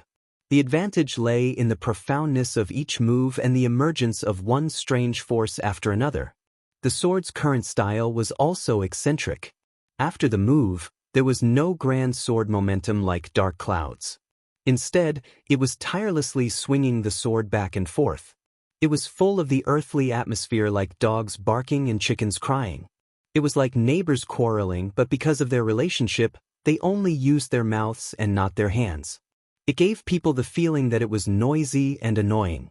This new sword was only slightly different from the old sword that Jian Zhihuang had handed over. It was in that the latter was more skillful and crafty. Immortals rode on their swords in the wind and frosted 19 provinces in one night. This saying was used to describe the swiftness of sword immortals. The peachwood sword flew around Wang Xinji. It was unknown how long it had traveled. A few hundred miles? 1,000 miles? Wang Xinji knew. She had already wandered unscrupulously around him for a full 3,000 miles.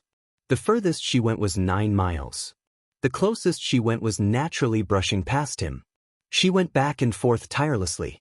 Sometimes she drew an arc to escape for more than 100 feet, and sometimes she flew in a straight line for 3 to 4 miles. There was no pattern and no trace.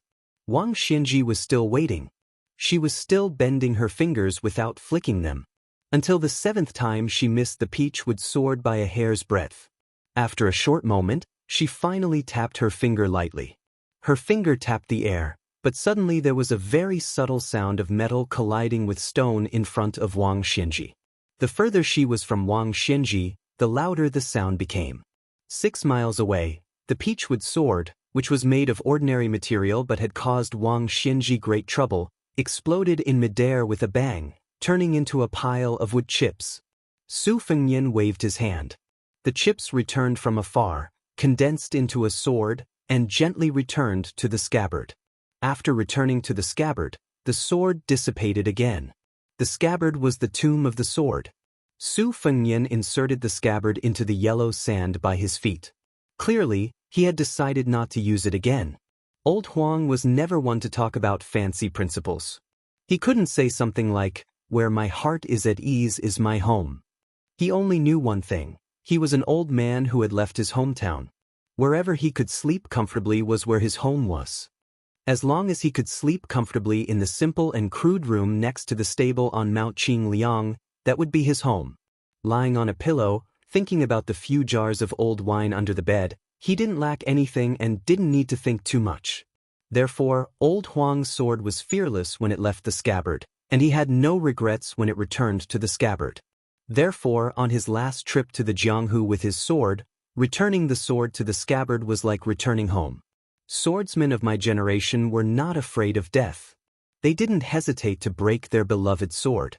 Su Fengnian, who only occupied 1 spiritual and 2 physical forms, said softly, "After Saber 9, it should be Saber 10. He extended a hand and put 2 fingers together. With a gentle swipe, a long saber formed from purplish gold energy appeared under his fingers. It was shaped like a new 6th-generation Baoyang saber. It was not recorded in the Orthodox Taoist scriptures that living people had 3 spiritual and 7 physical forms. People were skeptical. However, Su Fengnian, who had withstood Wang Xinji's heaven and earth pressure, was extremely certain. Apart from his living body, he was only left with 1 physical form, filth remover. The 3 spiritual and 6 physical forms that the other 3 possessed were each in their own dreams. Su Fengnian squatted beside the pit. When another version of himself appeared, he did not watch the battle. Instead, he squatted down and hurriedly took in deep breaths to cleanse and remove the turbid energy in his body. Gao Shulu's physique was originally a pure body. Wang Xinji's shrewdness was to see through his filth remover with a glance. Under the overturning of heaven and earth, she forcefully stuffed him with countless amounts of filth. Gao Shulu's vigorous physique could almost ignore ordinary injuries. His recovery speed was so fast that it was beyond the reach of ordinary Vajra realm cultivators. Even if his internal organs were destroyed or even his heart was pierced, he could still defy heaven and continue to live for a few hours. Chapter 11:10. The squatting Su Fengnian was surrounded by black qi. He stared intently at the cracks on the edge of the crater. A small clue revealed the general situation. After Su Fengnian became the 6th in the world, many outsiders began to study the martial arts process of this new Prince Liang. Most were surprised by Su Fengnian's secret learning. They didn't know that after his battle with Luo Yang in Dongtai, in order to understand the sword intent in Beimang's Dunhuang city, he had memorized the small cracks created by the flying swords of both sides. They also didn't know how much effort he had put into controlling Lu Hao's entry into the city and Song Yanqing's dagger. And after the peach-wood sword that could be considered Wang Xiaoping's relic returned to the top of Lotus Peak, it wasn't to indirectly impart the sword intent, but to search for clues, to investigate Wang Xianji's unique qi circulation. Xianyuan Qingfeng blocked the way only to repay his debt, to cut off his thoughts. If he couldn't pass, then everything would be over. Once he passed, he would be able to surpass all others on the martial path. But the Wudong sword maniac and useless monk's block was not so simple. One was asking for a clear conscience, the other was offering incense. But without question, both were trying to find a flaw in Wang Xianji that might not even exist. Other than Miss Ha, who was originally unexpected, it was Su Yanbing's turn to block Wang Xianji's path single-handedly. He was definitely prepared to die. This man had once joked that even if Su Yanbing died in Bailiang, the king of Bailiang must die. The words that came out of his mouth were definitely not a joke. Crouching down, Su Fengnian didn't bother to wipe away the bloodstains on his face. Actually, when he had withstood the pressure of the world, the boots that had touched the ground had long been worn away. His feet were badly mangled. At that time, when he tilted his head and slant his shoulders had also been worn to the bone. However, after being thrown to the ground by Wang Xianji, these injuries healed at a speed visible to the naked eye. However, the torn clothes and bottomless boots on his shoulders were proof of the dangerous situation at that moment. How many people could make Su Fengnian, who was now strong enough to dominate both the Separation Sun and Northern Mangjianghu, suffer such heavy injuries? Other than Wang Xianji, who had not used all her strength, there were only Tuoba Bodhisattva and Dong Tai, who wanted to fight to the death. Su Fengnian continued to stare at the cracks on the ground. Only when his vision was blocked by the blood did he raise his arm and carelessly wipe away the thick blood on his face from between his eyebrows. Standing, Su Fengnian held the hilt of his saber and looked down at the extraordinary Bailiang saber. He said to himself, "This saber should have been for Zhao Huangqiao." He closed his eyes and took a big step back. His right hand opened in front of him, and his left hand held the saber behind him. The wind and clouds surged, and the yellow sand floated. Su Fengnian finally stood up from his squatting position, as if he wanted to witness himself wielding the saber. He pressed a finger between his eyebrows. The blood was blocked, but it still seeped through the gaps between his fingers. The face that Bailiang's old man said was very similar to the princess's face, flowed down in a zigzag way. He wielded the saber. First, there was the continuous sound of thunder. Then, the gangqi of the saber tore the sky in a line. This was a saber move that Su Fengnian had comprehended on his own. The first half of the saber move came from observing the Guangling River's tide from a close distance. Before the head of the tide could be seen, the sound of the tide was like thunder piercing one's ears.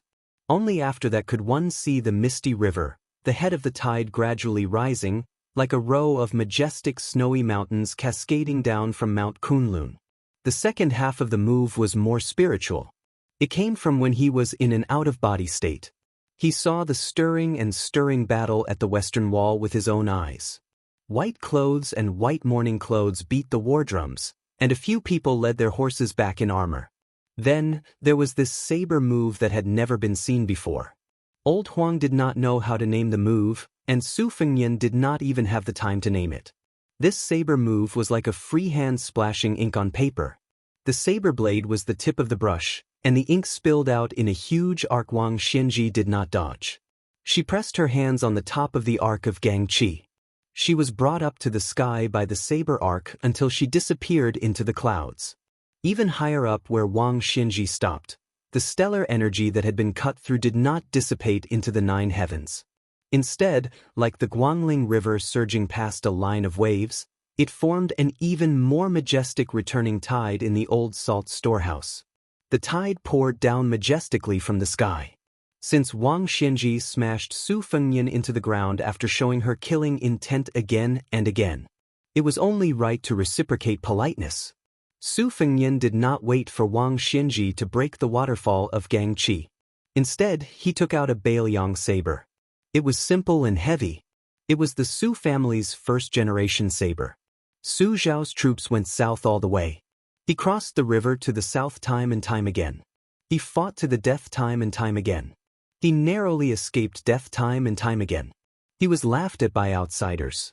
He was mocked as a mad dog willing to bite people without the mercy of the Liyang imperial court. Su Zhao never opened his mouth to argue with anyone. He also never explained anything to his eldest son, Su Fengyan. Su Fengyan only knew the answer when he was in a trance. Su Zhao had always been a pawn crossing the river in precarious times. He did not want to die, but he was not afraid of death either. Who cares about your mother's world structure? Who cares about your mother's emperors? Who cares about your mother's chessboard rules? Su Fengyan took a step forward with the saber in hand. He pointed the tip of the saber upward at Wang Xianxia, who was in the clouds. He whispered softly, "Cross the river." A black rainbow hung upside down from the ground. Wang Xianxia, who was fighting against the inverted waterfall, was hit in the chest by the saber. The two Su Fengyan standing on the ground could see the black dot being slowly pressed down by the waterfall. Then, the saber violently slammed back into the distant dome. The Su Fengyan who had traveled through the black and white seasons sighed and said softly, "It's difficult." Su Fengyan nodded, but soon smiled and said, "But this time, the old man won't dare to only use 70 to 80% of his strength." Just as he finished speaking, a beam of light descended from the sky. The earth trembled with it. Wang Xianxia was like a god of the heavenly court. He walked out of the heavenly gate and descended to the world. A fist-sized wound appeared on the chest of the hemp-clothed old man. Even though the body of this world's most powerful man was not inferior to that of Gao Shulu, who had been at her peak for 400 years, there were still no signs of recovery. There were sprouts in his flesh. The scene was strange. They suddenly grew and suddenly died. What was even more mysterious was that after Wang Xianxia was knocked into the clouds, he actually dragged down a bolt of lightning as long as a spear. Wang Xianxia, whose shoulders were severely damaged, asked with a cold expression, "Is that all you've got?" Who in the world could be a match for this martial artist who was probably above the celestial beings? How could he kill him if he won? Moreover, Su Fengyan most likely would not be able to wait until the last pair of spirits who had not returned from their long journey. Chapter 11:11. Su Fengyan, who only had one spirit of filth removal left, had stopped the bleeding between his eyebrows. The Su Fengyan beside him, who had just returned from an out-of-body state, had one spirit and two spirits. Although he still lacked 2 spirits and 4 spirits, he was still able to hurt Wang Xianxia. Su Fengyan didn't think he was weak. However, arguing with Wang Xianxia was useless. Therefore, facing Wang Xianxia's question, he didn't argue with this angry old man. Instead, he just repaired the body gifted by Gao Shulu. Wang Xianxia sneered, "So you don't have any last words?" Su Fengyan stretched out his hands and covered his face, wiping off the blood with his 10 fingers. His eyes were clear. Wang Xianxia said the word, "good," heavily. Then, Su Fengyan, who had just returned on his sword, saw Wang Xianxia step out and throw out the long spear made of thunder and lightning from the sky. However, when he saw this scene, Su Fengyan, who had a physical body, had already been sent flying backward, crashing to the ground 1,000 feet away. His uncontrollable body even bounced a little on the ground and continued to slide for over 100 feet before coming to a stop. Wang Xianxia's move was so fast that Su Fengyan, who was still standing, could only see the residual shadow of Wang Xianxia after throwing out the spear. Su Fengyan, who had fallen to the ground, slowly got up and bent over. His chest was badly mutilated, with white thunder and lightning twirling around and sizzling. When Su Fengyan reached out his hand, countless thin red threads and red snakes swam out of his arm. When Su Fengyan's fingers touched them, the red threads and the white lightning died together. It was obvious that the secret skill Su Fengyan stole from Han Diaoxi's head didn't work immediately. The long spear of thunder and lightning in Wang Xianxia's hand was still there, but its momentum was reduced by 20%. Another footprint appeared in the sand in front of the old man. Su Fengyan, who had just stood up, was hit by the lightning spear again. However, he wasn't knocked down this time. He tilted his head back slightly and held a piece of thunder and lightning in his hands to prevent it from stabbing his neck. Then he stepped back lightly on the ground. The first time, he deliberately opened his door and took the thunder strike because Su Fengnian wanted to learn more about Wang Xinji's qi flow with the help of Gao Shulu's pure body. Since Wang Xinji's second spear was the same, there was no need to take all the attacks as before. The footprint in front of Wang Xinji was getting deeper and deeper, and the gap between throwing the spear was getting shorter and shorter. In the distance, Su Fengnian could only retreat again and again. He retreated 8 times in a row and used the nameless fist technique taught by Wudong's Su Fengnian for the last time. His waist was like an axle, and his body was in a circle. His hands followed Su Fengnian's body and moved around in circles. When Su Fengnian finally stood still, his spine was straight and his back was not hunched. His hands gently swayed up and down. A few inches above his palms, there was a ball of thunder and lightning that rose and fell. They looked playful and light, but it was easy to underestimate the power of thunder and lightning contained in them. Su Fengnian's hands moved in an arc, and the 2 snow-white balls of thunder and lightning merged into one and gradually dissipated in front of him. At the same time, Su Fengnian, who had returned from the black and white spring-autumn, had a drastic change in expression. He began to turn around and rush toward himself. The 9th footprint appeared in front of Wang Xinji, who only had 3 feet of thunder and lightning left in her hands. Before Su Fengnian's soul was about to crash into Su Fengnian's body, Wang Xinji had already closed in on the ladder. She took the initiative to make a move, but it was unknown whether it was a spear or a sword. The 3 feet of thunder and lightning instantly pierced through Su Fengnian's body like a knife cutting through tofu. Wang Xinji's right hand held the 3 feet of thunder and lightning that had successfully broken through Su Fengnian's body. She suddenly lifted it up and lifted Su Fengnian's entire body into the air. The next scene was puzzling. Before Wang Xinji could pull out the thunder and lightning, Su Fengnian took the lead. His hands pressed down on the immortal weapon that seemed to have come from the 9th heaven, and he kicked Wang Xinji's shoulder.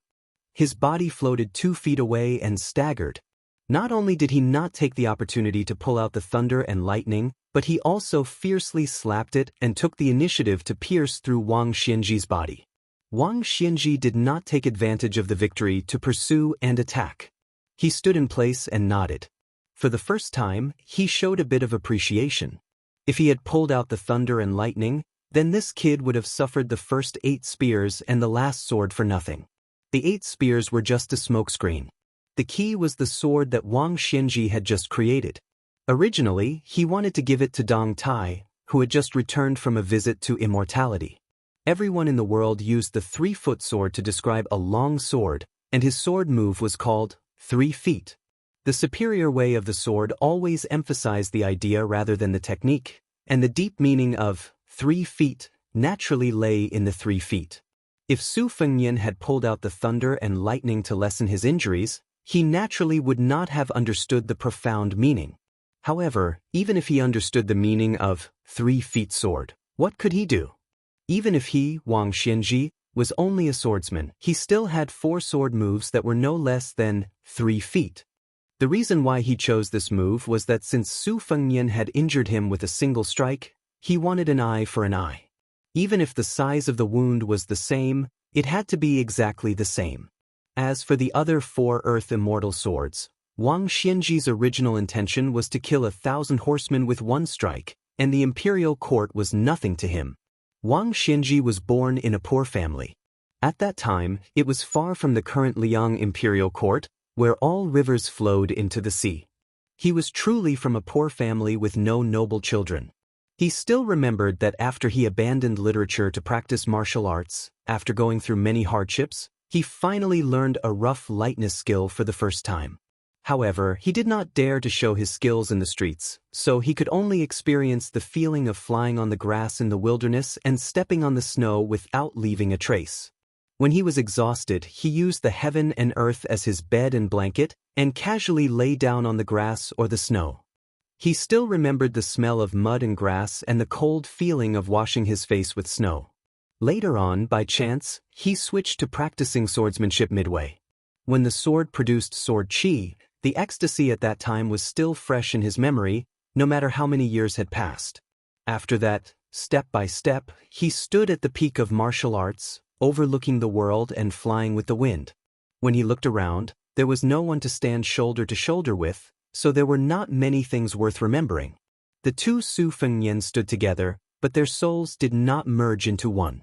This was because Wang Xinji's sword had injured the qi far more than the body. Since Gao Shulu's body could still withstand it, there was no need to draw legs on a snake. If they rashly merged into one, it would be like walking into a trap.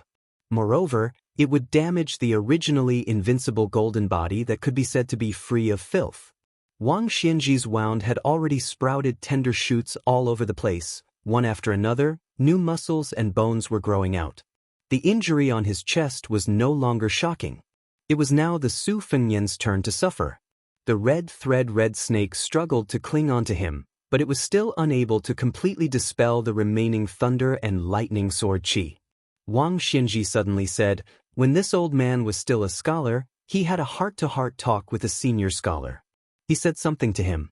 Today, I'm afraid the senior's bones have already turned to dust in his grave, but this old man still remembers it. Instead of being recorded in the annals of history, it's better to be hanged at the gate of the country. But in those troubled times, this scholar died in the midst of the turmoil and chaos of war. He did not put his ambition into the imperial court, nor did he die a worthy death. When this old man heard the news of his death, when he went to collect his body, he simply dug it out from the hundreds of corpses lying on the ground by the roadside and hastily buried it. The long sword that this gentleman wore when he was alive was probably worth several dozen taels of silver, but it had long been taken away. The gentleman's remains were given to me as goods to exchange for official hats or wine money. When has Wang Xinji ever blocked the path of a younger generation? This old man oversaw the Eastern Sea. As long as he was alive, has there ever been a martial artist like Lu Songtao who was confident in his backing and brought disaster to the world? The imperial court was powerful, with armor on their backs and cavalry galloping, while the common people were unarmed and defenseless. The world was divided into ups and downs, and the ones who died the most were precisely these innocent people. This old man did not want these people to encounter the oppression of the government in times of peace and prosperity, as well as the wandering bandits in times of chaos. He did not want everyone to be able to easily deal with them. He only hoped that more people, when they were at the end of their rope, or even before death, would be able to take a step forward, instead of only being able to kneel down and kowtow to beg for mercy. Wang Xinji did not ask for much. He only wanted to give the people of the world one step only. Su Fengnian calmly asked, "Why are you saying these things?" Wang Xinji indifferently said, "This old man has lived for too long and has seen too many things. Usually, he has nothing to say to anyone. You, kid, are not willing to say your last words, but this old man wants you to die with a clear understanding. If you were an ordinary descendant of a vassal king, relying on the machinations of 2 generations to inherit the throne, why would this old man talk nonsense with you? Even killing you would dirty his hands." Su Fengnian was about to speak, but Wang Xinji waved his hand and said, "This old man is well aware of what you want to say. It's just that whoever has the bigger fist has the bigger reason. No matter what you say, this old man is not willing to listen to you. It's as simple as that." Su Fengnian smiled and said, "It's still too early to decide who has the bigger reason. It's hard to say." Wang Xinji neither denied nor admitted. He said, "This old man has finished speaking. Who deserves to die more? The truth will be revealed very soon." 100 li away, a worry-free man with sleeves fluttering in the wind was carrying an instant spear. Purple qi came from the west. Chapter 11-12. Wang Xinji looked around with a bleak mood. Although the Su Fengnian in front of him brought some surprises, it was still inferior to the battle that he imagined. If Chen Zhibao did not come out of the cold, if Su Yanbing came with the instant spear, and if Luo Yang, who seemed to have a secret relationship with Bailiang, the 3 of them joined forces to suppress the young king. Only then could they really fight a hearty battle. Only 2 Su Fengnian showed up. Even if there were many traps, it was still not enough to fight. Su Fengnian looked up and saw that in the sky where Wang Xinji was standing, the wind was rolling and clouds were surging. Large pieces of colorful clouds were quickly gathering, like a huge brocade that was spread out by the immortals. In the priceless advice of the Danding sect of Taoism, there was a saying, 3 flowers at one's head and 5 cheese at one's origin. But the current scene was obviously far beyond this category. A sage who was both a wine immortal and a writer, and even a swordsman, once left a popular poem, "Between the clouds of the White Emperor, 1,000 miles of Jiangling returned in a day." The later generations often did not have deep feelings and did not know the true meaning of the poem. Su Fengnian sighed. Wang Xinji finally could not hold back and was ready to use his killing move. After killing people, he would open the gate of heaven. However, he would not fly to the heavenly court and become an immortal. Instead, he would guard the gate of heaven for the martial artists in the mortal world. Su Fengnian exhaled deeply. He was still not in a hurry to merge the out-of-body soul beside him with his body. Instead, he stood still and waited for Wang Xinji to reveal the truth and launch a thunderous attack. Wang Xinji took a deep breath.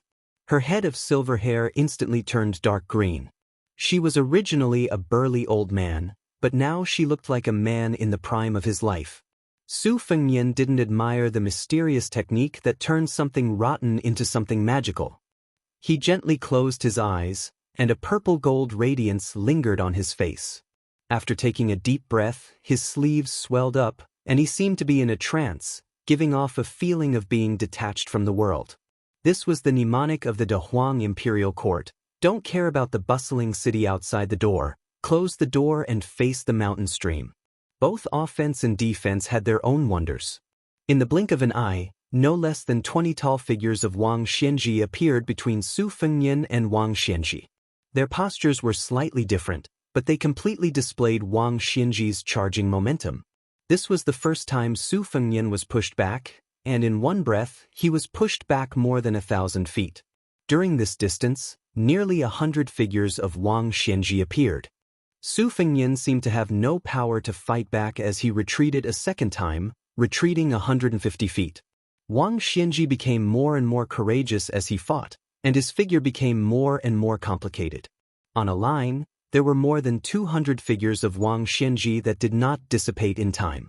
Su Fengnian, who was passively taking the beating, kept retreating. Relying on Gao Shulu's vigorous physique and the Dahuang imperial court's clumsiness, he did not show any signs of being defeated.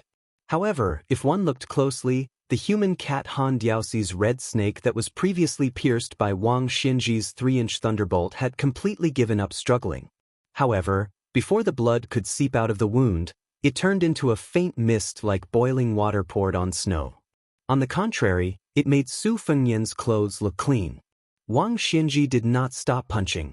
Even though she knew that Su Fengnian had the intention to use other people's stones to improve jade, Wang Xinji was very conceited. Even if Su Fengnian wanted to use his fist aura to train Gao Shulu's physique, which was not completely integrated, she could make him suffer. One of these punches would become the straw that broke the camel's back. On the straight line that cut 2 miles of the ground, more and more, Wang Xinji appeared. It could be said that there were countless of them. Even if the experts of the 10 martial arts evaluators were to watch from the sidelines, their scalps would go numb. However, if Wang Xinji's disciple, the female Grandmaster Fist Master Linya, were present, she would be able to observe Wang Xinji's attacks with her own eyes. She would definitely be able to benefit greatly, and would be able to reach a higher level of enlightenment on the path of martial arts. This was because this was the world's most brilliant fist manual. Wang Xinji punched no less than 600 times. Su Fengnian did not refuse any of them and received more than 600 fist auras. Finally, a turning point came. The distance that had been constantly lengthening began to shorten for the first time. Because Wang Xinji's movements were too fast and her attacks were too fierce, even though Su Fengnian had retreated for nearly 3 miles, not a sound was heard. Finally, a loud rumble exploded behind the old man in the distance. Perhaps this was what people were used to: first see the lightning, then listen to the thunder. The first drum of energy was strong, the second was weak, and the third was exhausted. This was the common sense of the world. However, at the end, the figure of Wang Xinji that stayed in the same place began to dissipate. It seemed that Wang Xinji's momentum could not continue to rise endlessly. Like a climber, after resting for a moment, she continued to climb. Moreover, she suddenly sped up her pace. Wang Xianxia, who had been punching with one hand, punched out with both hands. The great drum momentum. Wang Xianxia's fists hit Su Fengnian's arms, which were crisscrossing in defense. This beat of the drum sounded at the same time as the belated thunder of the fist aura behind him. Su Fengnian's body leaned back, his feet planted on the ground, and he slid backward at an angle. The second Wang Xianxia at the beginning also began to dissipate. However, the original Wang Xianxia that was facing Su Fengnian suddenly sped up. She raised her arm and heavily smashed down on Su Fengnian's chest. She punched Su Fengnian into the ground and then kicked Su Fengnian, who had bounced up from the ground, more than 100 feet away. Su Fengnian, whose body was more than a foot above the ground, stretched out his hands and hooked his fingers into the sand to stop his retreat. Chapter 11:13. During his second trip to Jianghu, the old man in the sheepskin fur coat had used no less than 100 two-sleeve green snakes to temper Su Fengnian's spirit. This was Li Chuangong's unique method of teaching. Later, after eating the purple gold bun given by the Beimang's grand preceptor Yuan Qingshan, Su Fengnian had also let Su Yambing beat him with all his might to digest the purple gold qi brought by the bun. This kind of clumsy method was far from being a shortcut on the path of martial arts. As long as one could endure it, it would definitely be a path that could lay a solid foundation. In the world today, in terms of ferocity, be it Tuoba Bodhisattva's fists, Dong Tai's sword, or Gu Jiantong's blade, none of them could compare to Wang Xianxia's fists. After all, Su Fengnian had only received Gao Shulu's body for a short period of time. He did not have the time to completely transform it for his own use. Therefore, Wang Xianxia's attacks became the best way to forge it. Every generation of Bailiang's blade had to be tempered thousands of times before it was forged. It was done. Su Fengnian's wounds healed by 70 to 80% in an instant. This was a subtle sign that the fire had reached the right level. He slapped the ground with one palm and his body spun up, once again standing in front of Wang Xianxia. Su Fengnian gritted his teeth as he waited for this moment. Wang Xianxia was also fishing. If the bait was too small, how could he catch the big fish of the North Sea named Kuan? The hundreds of Wang Xianxias merged into one at the same time. Su Fengnian had already begun to charge forward. Almost at the same time, Su Fengnian, who had chosen to stand by and watch, merged with Su Fengnian and returned to his body, like a wanderer returning home. If the distance between them was 10 minutes, then Wang Xianxia had charged forward for 6 minutes, while Su Fengnian only had 4. Then, the two of them used all their strength, throwing out a punch and a palm. Su Fengnian's soul and divine intent aside, this palm strike was already 100% of Su Fengnian's martial arts realm. Wang Xianxia also no longer held back her strength. Ever since she broke the wooden horse ox 60 years ago, she had never fought with her full strength. Now, she finally used her full strength and qi movement in a punch. Wang Xianxia took the lead and punched Su Fengnian in the forehead. Su Fengnian slapped Wang Xianxia's chin. The two of them left the ground at the same time. At the same time, they returned to the ground and rooted themselves to the ground. Neither of them was willing to back down even half a step. Su Fengnian's head swung back slightly. Although Wang Xianxia's head did not move, her originally greenish-black hair once again turned white. Following this, the two of them did not think about countering each other's moves. Instead, they focused on attacking. Su Fengnian was probably willing to sacrifice himself, while Wang Xianxia was willing to sacrifice 800 of his own to kill 1,000 of his enemies. Wang Xianxia's fist continued to land on Su Fengnian's forehead. Every time Su Fengnian's head swayed back, the amplitude increased. However, Wang Xianxia's white hair was not easy to notice. What was more fatal was that the old man's hair kept changing between greenish-black and frosty white. It was completely different from Su Fengnian's unstoppable decline. The two of them stood in the same place, exchanging punches and palms. Su Fengnian's forehead had already caved in, but Wang Xianxia was not at ease either. Bruises and spots appeared on her face. Su Fengnian fought fiercely without retreating. At the beginning, he could give Wang Xianxia 10% of his strength. After exchanging more than 60 blows, he only had 80% of his strength left. Naturally, The fierce battle became a battle to the death. Su Fengnian changed from a clap and a push of his palm to a clenched fist that could naturally increase his attack range by 2 inches. The two of them were competing with great strength. Su Fengnian had already begun to think that even this little bit of calculation was extremely valuable. In the end, Su Fengnian had no choice but to change his fist into a straight-hand knife. Otherwise, he would not be able to hit Wang Xianxia. If it were any other opponent, Su Fengnian, whose cultivation was enough to rank among the top 3 in the world, had learned many different things. Naturally, he could use a sword with unparalleled ease. Using a saber with a powerful momentum, he could walk around with his bare hands as leisurely as he did now. How could he be so petty and haggling over every detail like he was doing now? Wang Xianxia had been punching from beginning to end. Above the 2 celestial beings, the colorful clouds were roiling, gathering and dispersing randomly. Su Fengnian's last-hand knife only hit Wang Xianxia with the tip of his finger. Wang Xianxi's mouth curved into a cold smile. An arrow at the end of its flight, a dying struggle. This time, the old man did not fight to the death from the very beginning. Instead, he went step by step. First, he poured half a bowl of water, then 8 portions of tea and finally a full cup of wine. But being drunk was not losing his self-control. Wang Xianxia was already at his peak. When Su Fengnian's head swung back in a semicircle, the old man was unexpectedly able to flourish even more. One punch to the end. With 11% of my essence, qi, and spirit, I'll send you on your way. This old man's last battle in this world was not in vain. Su Fengnian, who was indeed an arrow at the end of its flight, no longer sent out a hand knife. Instead, he drained the pond to catch fish. His remaining qi surged out and suddenly slammed his head forward, taking the initiative to meet Wang Xianxi's fist. Su Fengnian was sent flying by the punch. His entire face was like a porcelain that was about to shatter. It was extremely frightening. Not only his face, but his entire body was also in such a miserable state. After being hit, Wang Xianxia did not feel good either. His footsteps were light and he staggered back. The arm that punched was hanging down. It was already fractured. Su Fengnian's body was about to fall, and he smiled. In an instant, the person from Daylily, who was not too far away, threw out an instant spear. After Wang Xiaoping died, the sword pierced through Wang Xianxi's body. This spear, following the trajectory, happened to once again pierce through Wang Xianxi's chest, who could not dodge.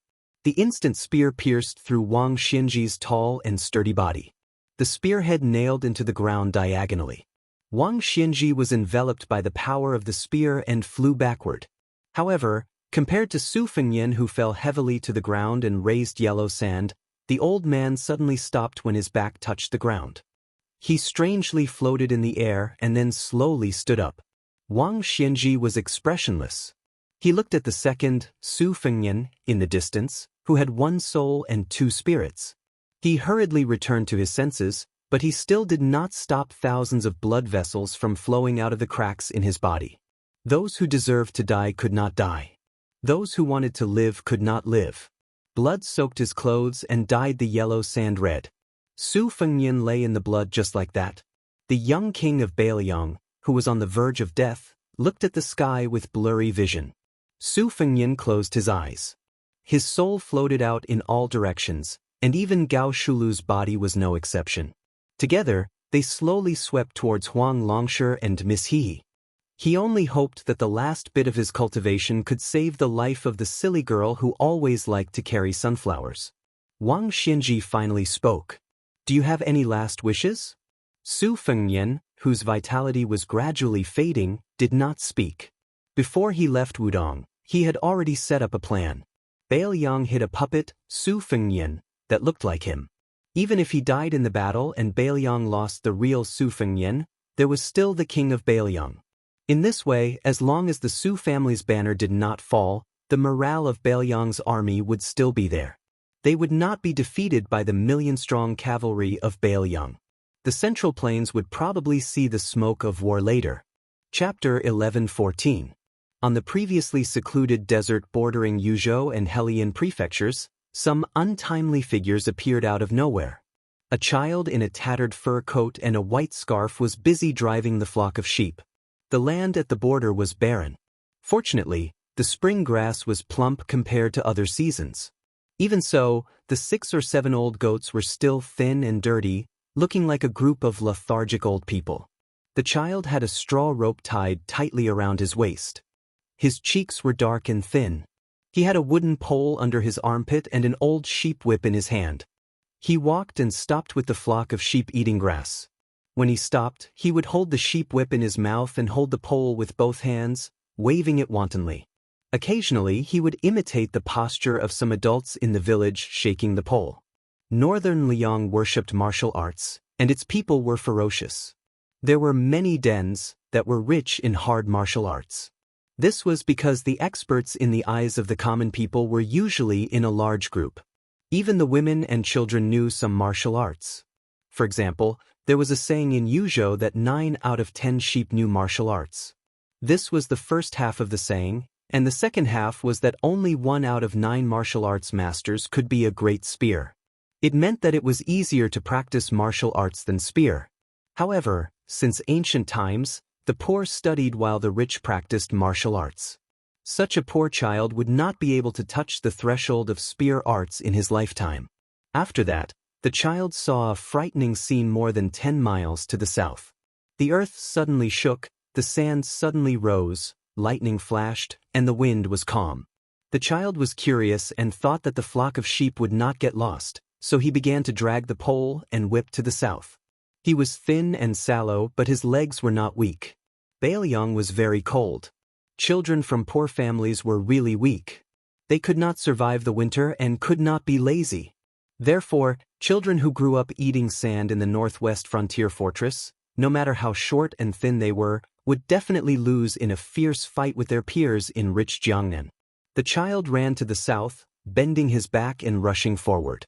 He was unusually fast. While running and taking a few breaths, there were inexplicable explosions not far away. It was human nature to seek advantages and avoid disadvantages. It was not that the child did not think of turning back, but there were a few times when his stubbornness overcame his timidity, and he gritted his teeth and continued running south. Just like that, the goat-herding child slowly approached the battlefield in a daze. Su Fengnian's soul floated over and found Huang Longshi and Miss Hehe. When the calculative Huang Xianxia saw this scene, the old man holding Hehe could not help but be shocked and stunned. Was the most powerful vassal king in Liang really going to die like this? How many days had it been since he became the emperor of the Northwest? His way of dying was quite spectacular, fighting a battle to the death with Wang Xianxia. However, the people of the world were fond of the 4 words, although defeated with honor, but they didn't like to die with honor. Huang Longshi sat cross-legged and gently held his silly daughter in his arms. He was a little emotional. In Tenzin City, he did not predict the choice of the wooden sword ranger. This time, he also did not predict the choice of another young man. But no matter what, the boy named Su still came as promised. The 2 souls of Su Fengnian held Jiajiajia's hands respectively and transferred the last of their vitality to her. They tried their best to wash away the disaster planted by the old Daoist of Dragon Tiger Mountain. The girl's complexion gradually improved and became rosy. Huang Longshi had walked a long path in his life and had seen too many things in the world. The old man had sneaked into Bailiang several times. Not only did he think that Chen Zhibao was better than Su Fengnian, but he even appreciated Yuan Zuozong more than his royal highness who was rotten on the outside. In the old man's eyes, the trick of hiding one's own stupidity was not a brilliant method worthy of admiration. This boy was born noble, so what if he was cursed? It was his fate to be constantly assassinated. Speaking of miserable endings, the people in Xiangfan City who were cooked by their relatives, were they not miserable? When the country was destroyed and their families were in exile, those children who were sold by their cruel parents according to their weight were not miserable. More recently, the little girl in his arms also had a miserable life. All living things were bitter, and most of them were unspeakable. Even when Huang Longshi saw that Su Fengnian had resolutely descended the mountain to stop Wang Xianxia without a perfect plan, he was only slightly surprised. He took it even more as a matter of course. This was something he owed to the daughter in his embrace in the first place. He even felt that this kid was extremely scheming, hoping that he, Huang Longshi, would lend a hand. Only when the situation was settled did Huang Longshi truly show some emotion. He asked softly, "You don't regret it?" Su Fengnian smiled and shook his head. Although he opened his mouth without saying anything, it was enough for Huang Longshan to know the general meaning. The reason why I rushed here was not only because of the agreement, but also because I knew that even if I tried my best, I couldn't beat that old man. Since one of us would die anyway, I might as well let one live. Senior, you don't have to think too much. The two of them asked and answered. Why didn't you hide in the army at the border and avoid fighting? No matter how powerful Wang Xianxia was, he would have to kill until his hands were tired before he could see you. I did think of that. But if I did, the army that Bailiang had worked so hard to gather would collapse. And if Wang Xianxia chose to assassinate me in anger, I wouldn't be able to avoid it either. And if I was afraid of fighting, Gao Shulu's spirit would reject me even more. If I was caught by Wang Xianxia, even if my third soul returned from a long journey, I would lose my foundation and would be doomed to die the moment I saw him. Rather than die a cowardly death, it would be better to have a proper fight. It would be best if he could survive. Even if he died, with Wang Xianxia's magnanimity, she would not personally say that the new Prince Liang died at his hands. At that time, it would appear that I am a fake Prince Liang, and it would be useful. You're about to die, and you still want the Su family to continue guarding the northwest gate for the court? People speak the truth when they're about to die. It seems that in the past, this old man was measuring the stature of a gentleman with his own yardstick. Naturally, it's not guarding the gate for the emperor of the Zhao family. It's not even for the people of the Central Plains. It's just Su Zhao's family business. I promised him that I would take it. It's that simple. On top of that, it's a good thing if the South can suffer less and have fewer people die. First there was Qin Zhibao, then there was Wang Xianxia. These two mountains are not much lower than the mountains that the emperor of the Zhao family is facing with Su Shao and Zhang Julu. Do you understand the grievances here? Removing the vassals is the general trend. It's just that the Su family and the Zhao family are on opposite sides.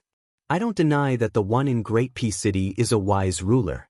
On the contrary, he can not only establish a country like his ancestors, but also revive the dynasty. Even if he's at the end of a dynasty, he might be able to turn the tide and continue the dynasty. But this doesn't prevent me from being his mortal enemy. However, he wants Zhang Julu to die a horrible death. He should be going against the current.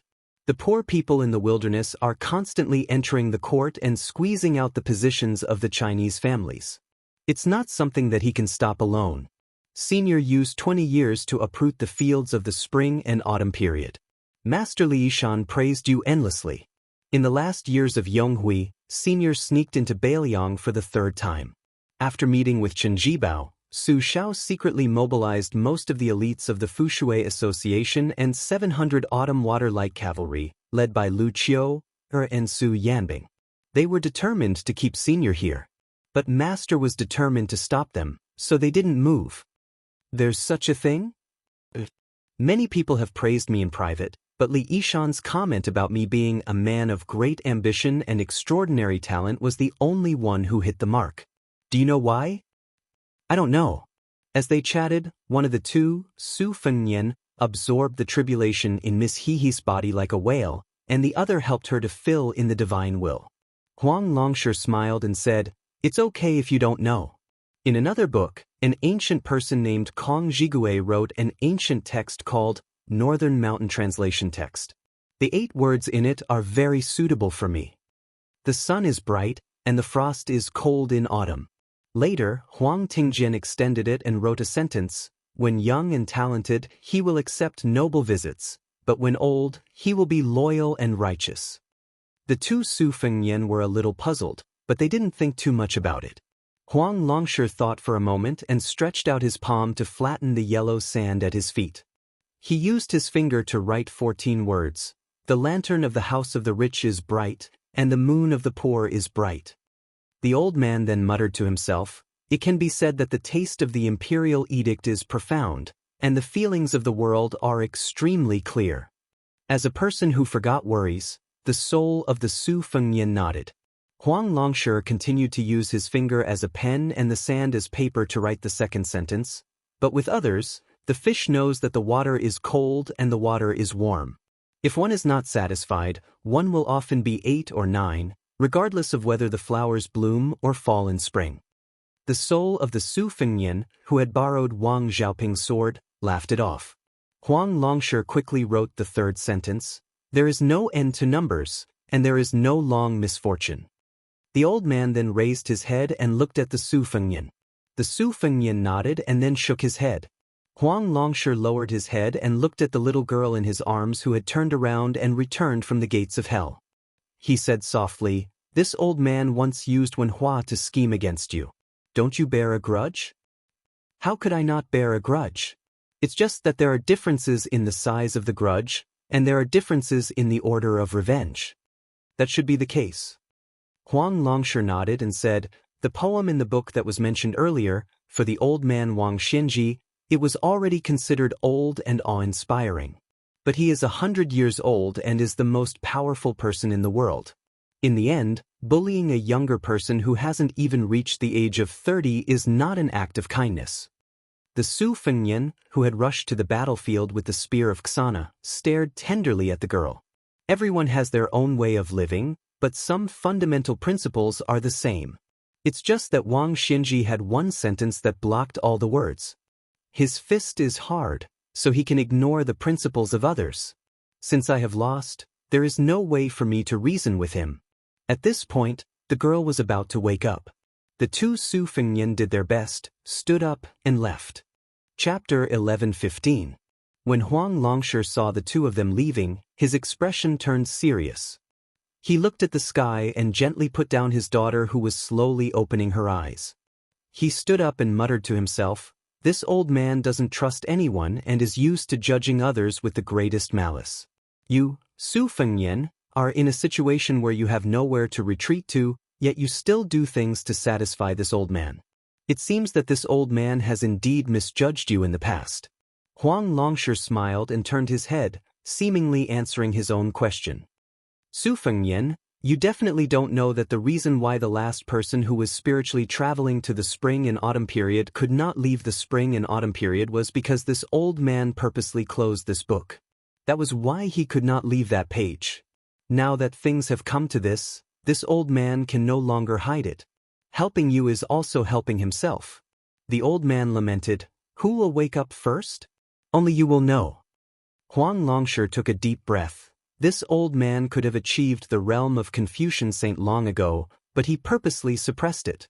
Otherwise, there wouldn't have been a fleeting Xinyuan Jingqing after the spring and autumn period. This old man will give you a true carefree journey. Huang Longshi raised his arm, drew strokes, and pointed at it. He wrote 8 words. "I write the spring and autumn period to respect the heavens and earth." He flipped open the book and opened the door. It was as if a door opened behind Huang Longshi. A person stepped out and answered softly, "The heavens and earth naturally respect me." Morning farewell, White Emperor, colorful clouds. White Emperor, one of the 5 celestial emperors in the ancient book, was in charge of all the gods of the West. Wang Xianxia looked at the colorful clouds gathering and dispersing above her head. She had an epiphany and roughly understood her background. No wonder she was at odds with the Zhenwu great emperor of the north. When Zhenwu's law form descended to the spring god lake, Wang Xianxia, who was in the martial emperor city, hated it bitterly. Wang Xianxia did not stop Su Fengnian's soul from escaping, nor did she stop them from returning. Sensing the weak aura of Su Fengnian lying in a pool of blood, Wang Xianxia looked at the northern sky and asked loudly, "Fight again in the sky?" The sky did not respond to Wang Xianxia's question. However, someone in the human world replied with 2 words, "No need." A huge firefly crashed into Su Fengnian's bloody body. Wang Xianxia frowned and turned to look in that direction. Su Fengnian knelt on the ground with one knee and one hand on the ground. He said softly, "We don't have to fight in the sky." Wang Xianxia narrowed her eyes and stared at the young man who had perfected the divine will. She was a little puzzled. She was not dead yet. The old man looked at Huang Longshi's situation and quickly understood. This young vassal took a different path from Yuan Qingshan of Beimeng. He wanted to merge the three religions of Confucianism, Buddhism, and Taoism. Unfortunately, he lacked the most important style of Confucianism. Wang Xianxia did not think there was anyone in the world who could make Su Fengnian understand this realm. If Cao Changqing gave up his cultivation, well, there was a 50 to 60% chance. However, this official in black wanted to restore the country. Even if he liked Su Fengnian very much, he would not let his emotions affect his decisions. He wanted to restore the country in West Chu and give it to someone else.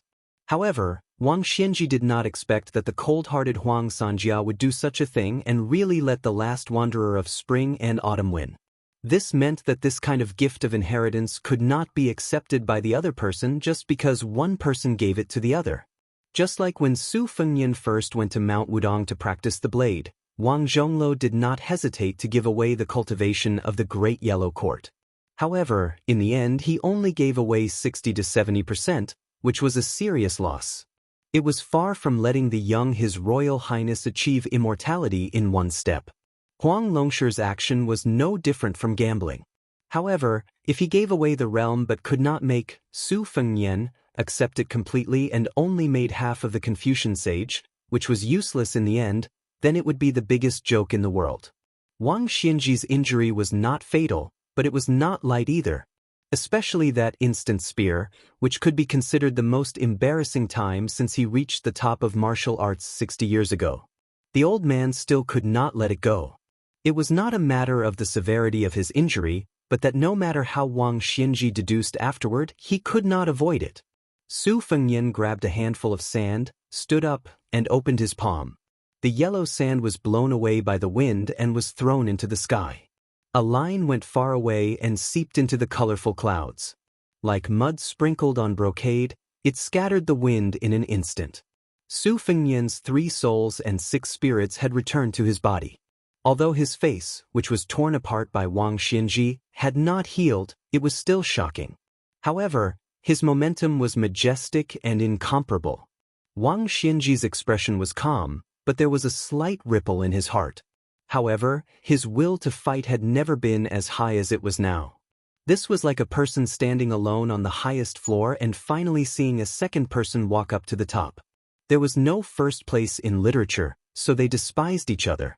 There was no second place in martial arts, so they killed each other. Wang Xianxia, who had always let the younger generation show off all kinds of amazing moves, took a step back and a step forward. This was the first time she took the initiative to make a fighting stance. Su Fengnian took a step forward and a short knife appeared in his hand. He held the spring thunder upside down. The second step was a long one.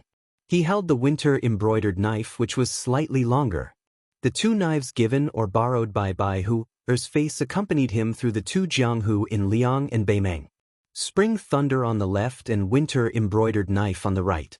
Su Fengnian rushed to the front of Wang Xianxia with 2 knives in his hands and chopped down with the winter embroidered knife. Wang Xianxia raised her hand and held the winter embroidered knife, which did not emit any blade light. Her right hand was about to blast out in an attempt to smash the boy's chest. The young man's will had reached the peak, but Gao Shulu's body was still on the verge of collapse. However, before Wang Xianxia could make a move, the spring thunder knife came horizontally. It was actually faster than Wang Xianxi's by 11%. The 2 knives looked light and easy. Other than the word fast, there seemed to be no other mystery. However, Wang Xianxia unexpectedly used her elbow to block the knife and then retreated. Su Fengnian followed like a shadow and always kept a distance of 1 knife from Wang Xianxia. The winter embroidered knife stabbed Wang Xianxi's wound, which was made by the instant spear. Wang Xianxia was not afraid. She let the dangerous knife stab her, but her fist smashed towards Su Fengnian's neck. Su Fengnian's figure swayed, and the embroidered saber left his hand, barely dodging Wang Xianxi's heavy punch. His body drifted past Wang Xianxia, and then he grabbed the embroidered winter saber that came out of Wang Xianxi's body.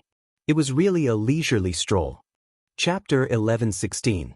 Since he did not manage to plant a follow-up chi in the winter embroidered saber, the saber strike seemed to have severely injured Wang Xianxia, but it was more of a humiliation. Wang Xinji was finally forced to the point where he could be calculative. He did not turn around to pursue the attack. Instead, he tapped the ground with the tip of his foot and used his back to crash into Su Fengnian. He made up his mind. It did not matter if he took one or several slashes.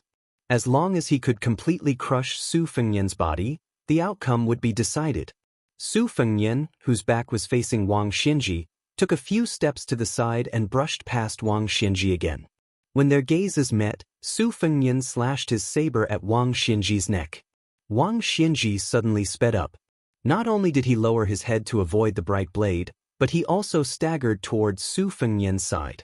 He pushed his palm forward and pushed it towards Su Fengnian's shoulder. Su Fengnian twisted the tip of his foot and spun half a circle.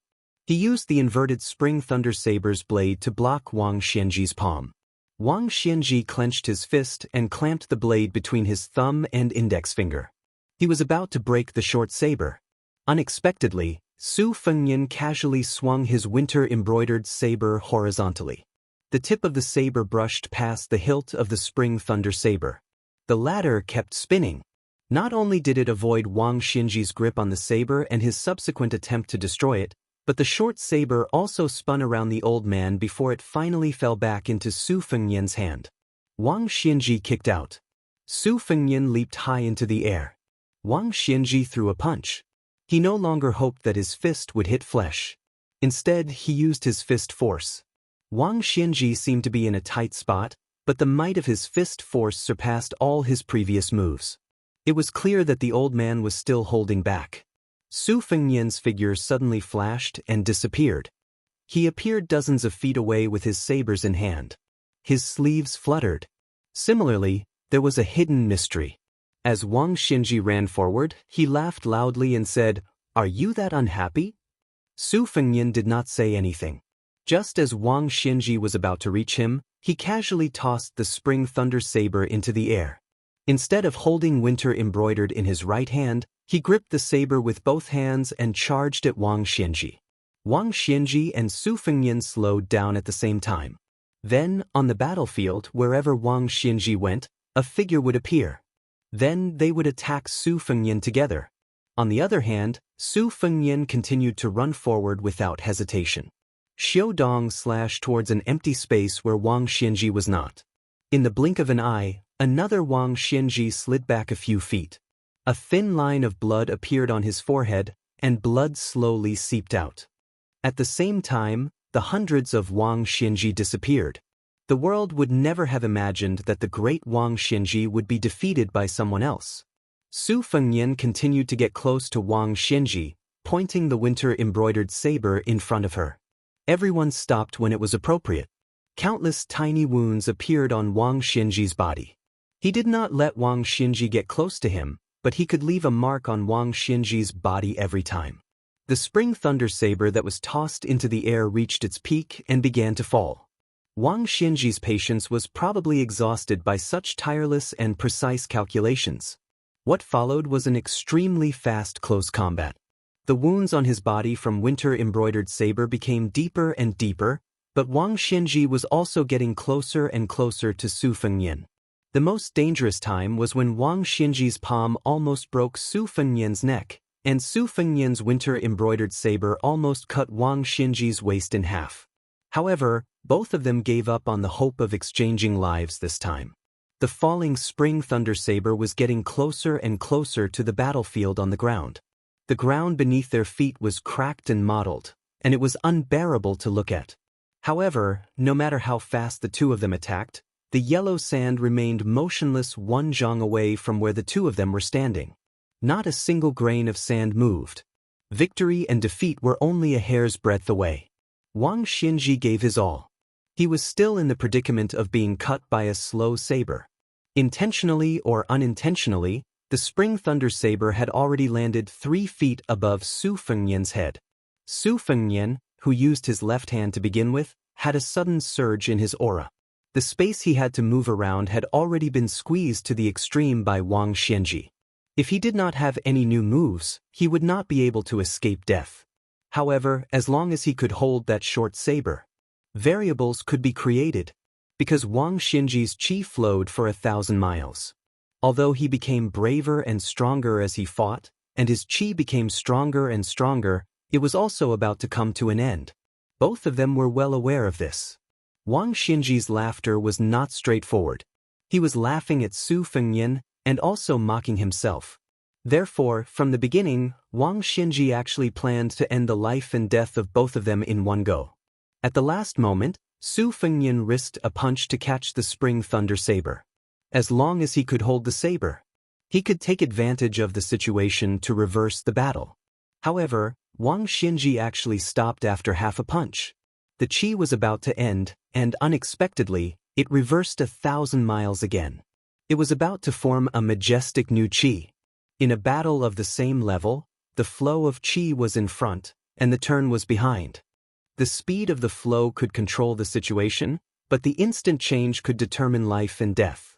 Wang Xinji's final battle in the human world, as well as the final finishing move, lay in this unprecedented back and forth. The trick was the word reverse. Wang Xinji withdrew half of his fist without warning. He deliberately let Su Fengnian hold the saber so that he could complete the qi of 1,000 miles first. Then he would take the first step, and the second step would be first, and kill with one strike.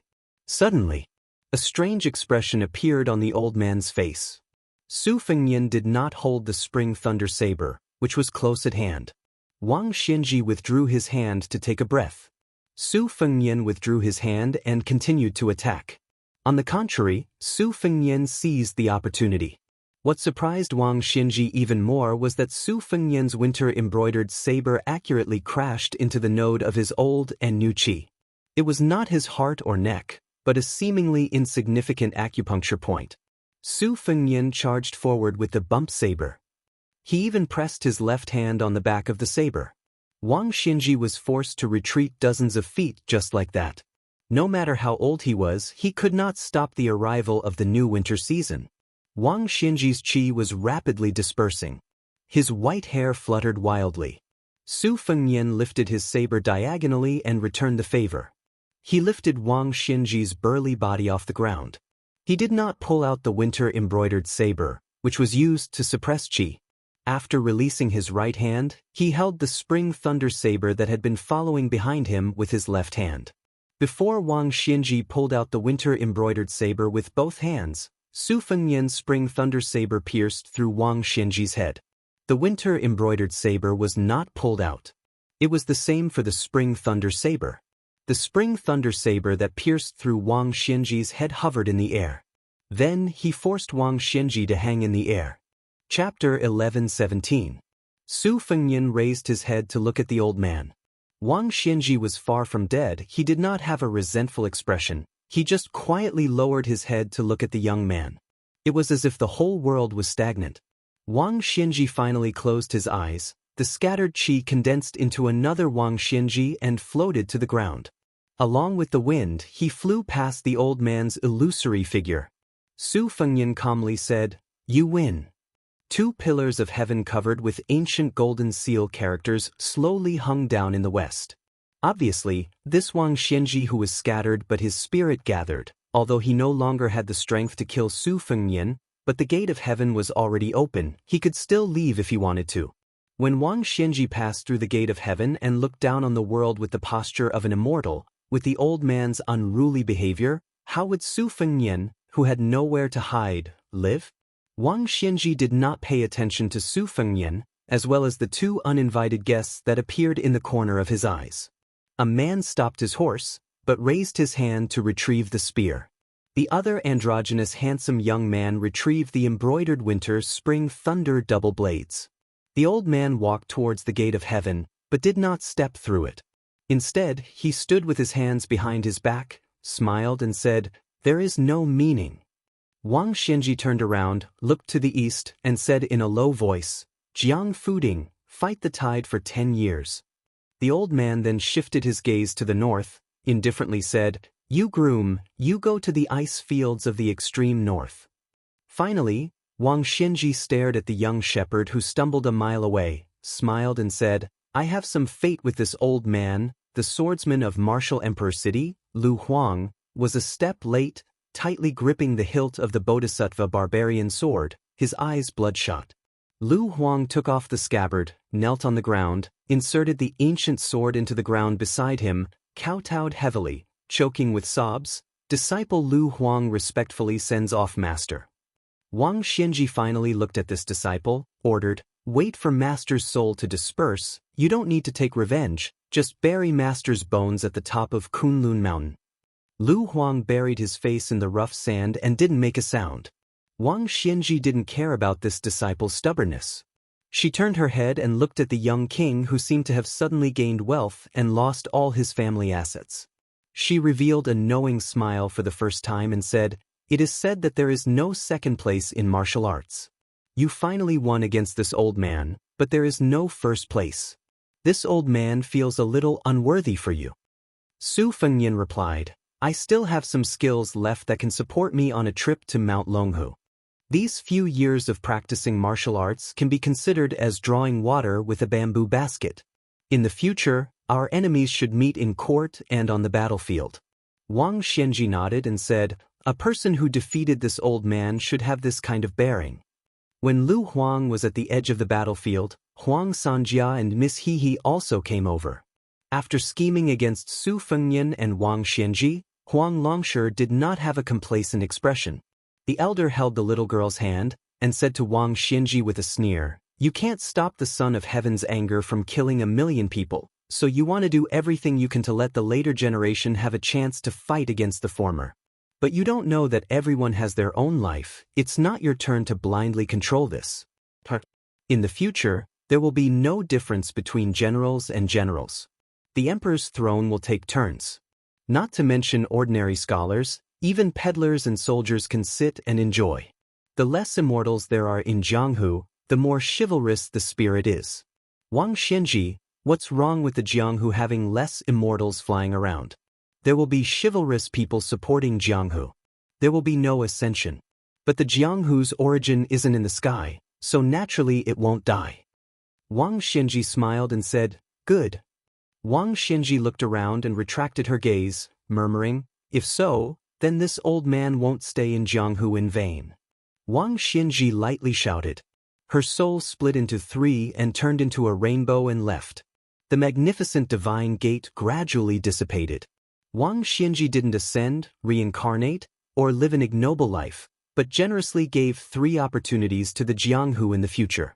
One went to the faraway Eastern Sea Martial Emperor City, one went to the faraway Grand Peace City, and the last one went to the nearby Shepherd Child.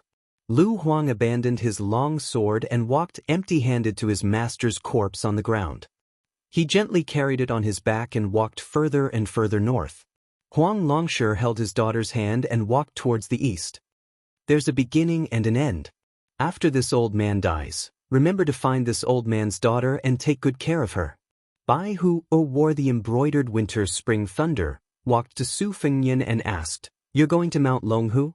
Su Fengyan nodded and asked, "Then what about you?" Bai Hu smiled and said, "I don't have the habit of owing debts. Since you killed Wang Xianxia for me, then I'll try to kill Toba Bodhisattva." Su Fengyan whispered, "Don't die." Bai Hu smiled and dismissed it. Su Fengyan said to Su Yanbing, "Uncle Su, please bring that child back. I plan to take him as my disciple." Su Yanbing nodded and rode north with his spear. He found the skinny shepherd boy who fainted on the ground because he couldn't bear the burden. Mount Longhu. A middle-aged Daoist was fishing by the deep pool. The purple bamboo fishing rod had no hook or bait. A green leaf was floating in front of him. The Taoist Zhao Huangchao occasionally stared at the wandering veins in the leaf and occasionally raised his hand to calculate the fate. At first, it was mostly within the framework. Zhao Huangchao's expression was relaxed. The veins in the leaf turned bright and dark a few times. The Taoist who cultivated in seclusion frowned but didn't turn pale. Until the leaf turned yellow in an instant and was cut off along one of the veins. Zhao Huangchao was speechless. He looked at the 2 pieces of the leaf floating on the deep green pool. His face was pale. Zhao Huangchao suddenly raised his head and looked towards the northwest. He said angrily, "Old man Wang is useless." A red rainbow smashed into the deep pool. Zhao Huangchao decisively threw away the fishing rod and rushed up the mountain. He wanted to climb over the mountain and rush north. He wanted to rush to the Earth Lung Mountain where he had raised an evil dragon in the number 1 paradise of Taoism. The guest from afar knocked away most of the water in the bottomless pool. It was as if a huge green lotus had bloomed in Mount Longhu. Zhao Huangchao stepped on the canopy of the towering ancient trees as if he was walking on flat ground. His body leaned forward and his Taoist robe fluttered in the wind. The great Taoist master rode the wind. However, a cold, killing intent enveloped his back. Knowing that things were not going well, Zhao Huangchao made a gesture with his fingers and was about to recite the word formation that would turn out to be a prophecy when one of his legs was grabbed by the monster behind him whose face he had yet to see clearly. The visitor from Mount Longhu sneered, "Go back." In the end, Zhao Huangchao's body was lifted high and then thrown into the deep pool where the water was rippling. The Taoist priest didn't have time to dissipate the force. His back crashed into the water. The visitor was determined to beat him up. He landed in the pool almost at the same time as Zhao Huangchao. He appeared beside the Taoist priest and pressed the Taoist priest's head down with his 5 fingers like hooks. One standing and one lying down, they broke through the water and fell into the pool together.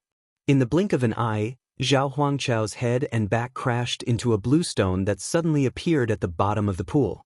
The blue stone instantly shattered. The person raised his arm slightly and still grabbed the Taoist priest's head. He then slammed it into the stone wall on the side of the deep pool. Zhao Huangchao seemed to have been nailed into the stone wall. The person was still unwilling to give up. His 5 fingers retracted and then pushed again. This repeated repeatedly. The Taoist priest's head crashed into the stone wall again and again like a bell. No less than 100 dull and terrifying sounds of the bell rang in Mount Longhu. The entire pool of water boiled and then turned into a cloud of white mist. The truth came to light. The pool was empty. The Taoist priest Zhao Huangchao's skull and spine were shattered. He couldn't say a word from the beginning to the end. He was dead.